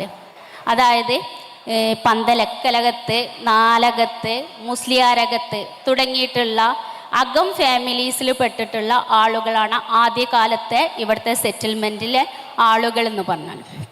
അത് നമുക്ക് ചാലിയാറിൻ്റെ പല പല ഭാഗങ്ങളിലും ഇത്തരം ഫാമിലി ഹിസ്റ്ററീസൊക്കെ നമുക്ക് കാണാൻ പറ്റും. പിന്നെ അതുപോലെ എങ്ങനെയാണ് ഇത്രയും കൂടുതലായിട്ടുള്ള മുസ്ലിം സെറ്റിൽമെൻറ്റ് ഇവിടെ വന്നത് എന്നുള്ളതിന് പല തിയറീസും ഉണ്ട്. അതിൽ പ്രധാനമായിട്ടുള്ള ഒരു തിയറി എന്ന് പറഞ്ഞാൽ ഈ പോർച്ചുഗീസുകാരുടെ അൾട്രോസിറ്റിക്സ് കാരണം, അതായത് 16-ാം നൂറ്റാണ്ടിൽ ചാലിയത്ത് പോർച്ചുഗീസുകാർ ഒരു കോട്ട നിർമ്മിക്കുന്നുണ്ട്. ആ കോട്ട നിർമ്മിച്ചതിന് ശേഷം അവിടുത്തെ പള്ളി പൊളിക്കുന്നുണ്ട്. അപ്പോൾ ഈ ഫസ്റ്റ് ഉണ്ടാക്കിയ ഈ പള്ളി പൊളിച്ചതിന് ശേഷം ഈ പൊളിക്കുന്ന കാര്യങ്ങളൊക്കെ ഉണ്ടാകുന്ന ആ സമയത്ത് അവിടെയുള്ള മുസ്ലിംസ് അല്ലെങ്കിൽ കോസ്റ്റൽ ലൈൻസിലുള്ള മുസ്ലിംസ് ഇൻറ്റീരിയർ, അതായത് റിവറൈൻ ഏരിയാസിലേക്ക്, ഉൾനാടൻ പ്രദേശങ്ങളിലേക്ക് വന്നു എന്ന് പറയുന്ന പല തിയറീസുണ്ട്. അതായത് സ്റ്റീഫൻ ഡെയ്ല്, അതുപോലെ തന്നെ റോളൻ മില്ലർ, ഇവരൊക്കെ ഈ ഒരു കാര്യം പറയുന്നുണ്ട്. അപ്പം ഇങ്ങനെയാണ് ഈ മുസ്ലിം സെറ്റിൽമെൻറ്റ്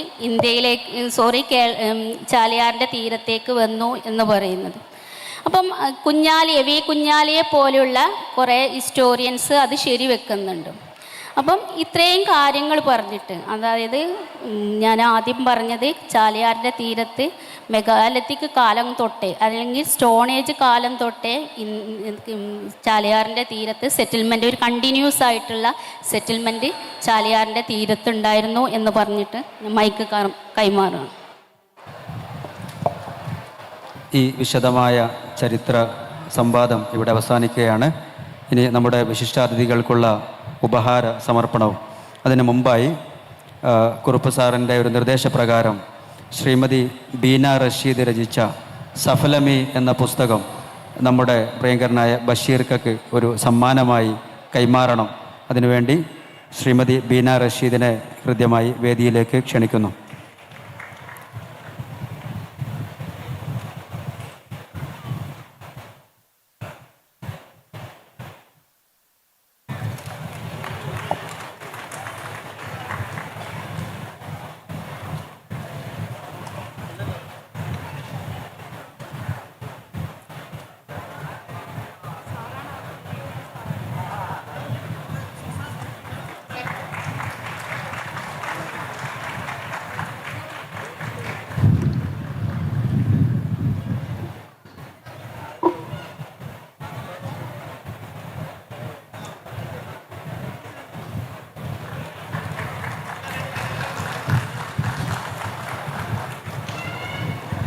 ഓക്കെ, താങ്ക് യു. ഏറെ ശ്രദ്ധേയമായ ചാലിയാർ ചരിത്രം, സംസ്കാരം, വർത്തമാനം എന്ന ഈ സെഷൻ പഠിക്കാനും പകർത്താനും ചിന്തിക്കാനും ഉതകുന്ന വാഗ്വൈഭവം കൊണ്ട് മുഖരിതമായിരിക്കുകയാണ്. മുഴുവൻ പാനലിനും സ്നേഹപൂർവ്വം കൃതജ്ഞത രേഖപ്പെടുത്തുകയാണ്. നമ്മുടെ ഇന്നത്തെ അതിഥികൾക്ക് ഈ സംഘാടക സമിതിയുടെ സ്നേഹോപഹാരം കൈമാറുകയാണ്. കാലിക്കറ്റ് യൂണിവേഴ്സിറ്റി മുൻ വൈസ് ചാൻസലർ കൂടിയായ ഡോക്ടർ KKN കുറുപ്പ് സാറിന് അഭിമന്യനായ കൊണ്ടോട്ടി നിയോജക മണ്ഡലം മുസ്ലിം ലീഗിൻ്റെ പ്രസിഡന്റ് PA ജബ്ബാർ ഹാജി സംഘാടക സമിതിയുടെ സ്നേഹോപഹാരം കൈമാറുന്നു.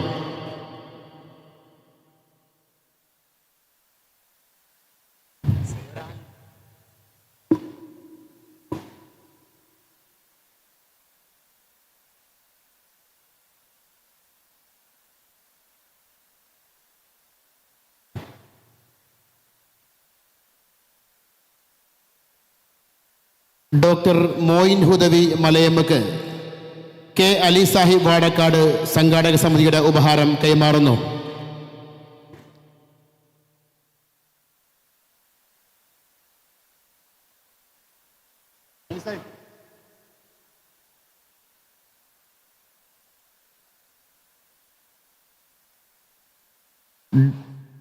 ഡോക്ടർ അജ്മൽ മൊയ്ന് മുസ്ലിം ലീഗ് പഞ്ചായത്ത് ട്രഷറർ ET ആരിഫ് സാഹിബ് കൈമാറുന്നു.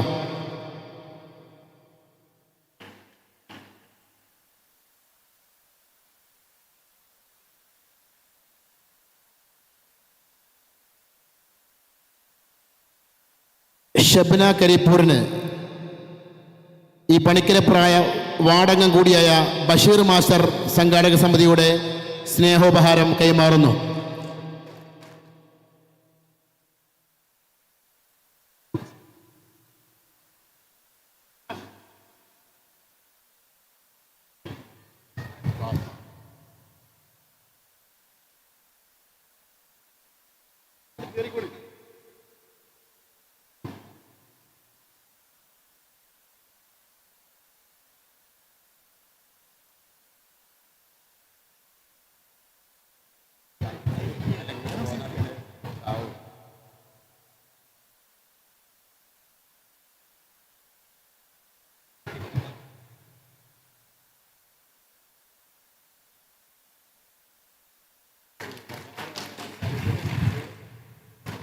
നമ്മുടെ സംഘാടക സമിതി കൺവീനർ കൂടിയായ ഈ പാനൽ നയിച്ച ഡോക്ടർ വാഹിദ് ഹുദവിക്ക് panchayat Muslim League vice president TP Ali Akbar സ്നേഹോപഹാരം കൈമാറുന്നു.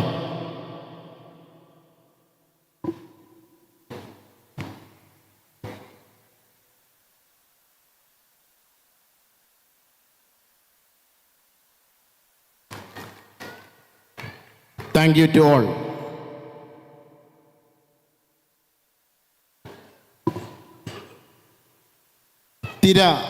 തീരം തിരിച്ചറിവ് ചാലിയാർ ലിറ്ററേച്ചർ ഫെസ്റ്റിവലിൻ്റെ 1ാം എഡിഷൻ്റെ 2ാം ദിന പരിപാടിയുടെ സമാപന സെഷന് മുന്നോടിയായുള്ള തിരിച്ചറിവ് സെഷനായി വേദി വഴിമാറുകയാണ്.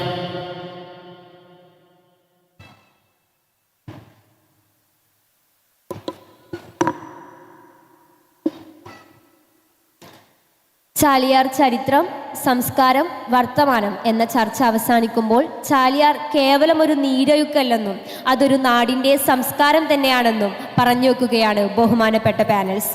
കാലാന്തരങ്ങളിലെ ചാലിയാറിൻ്റെ പ്രയാണവും പോരാട്ടവും മാറ്റങ്ങളും ഞങ്ങൾക്കായി പങ്കുവച്ച ചരിത്രകാരന്മാർക്ക് നന്ദി.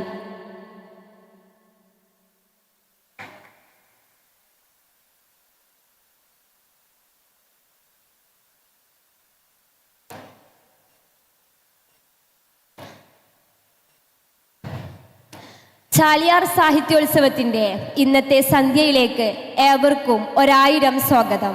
CLF തീരം തിരിച്ചറിവ് ചാലിയാർ ലിറ്ററേച്ചർ ഫെസ്റ്റ് 2025. CLFൻ്റെ വേദിയിൽ ഇനി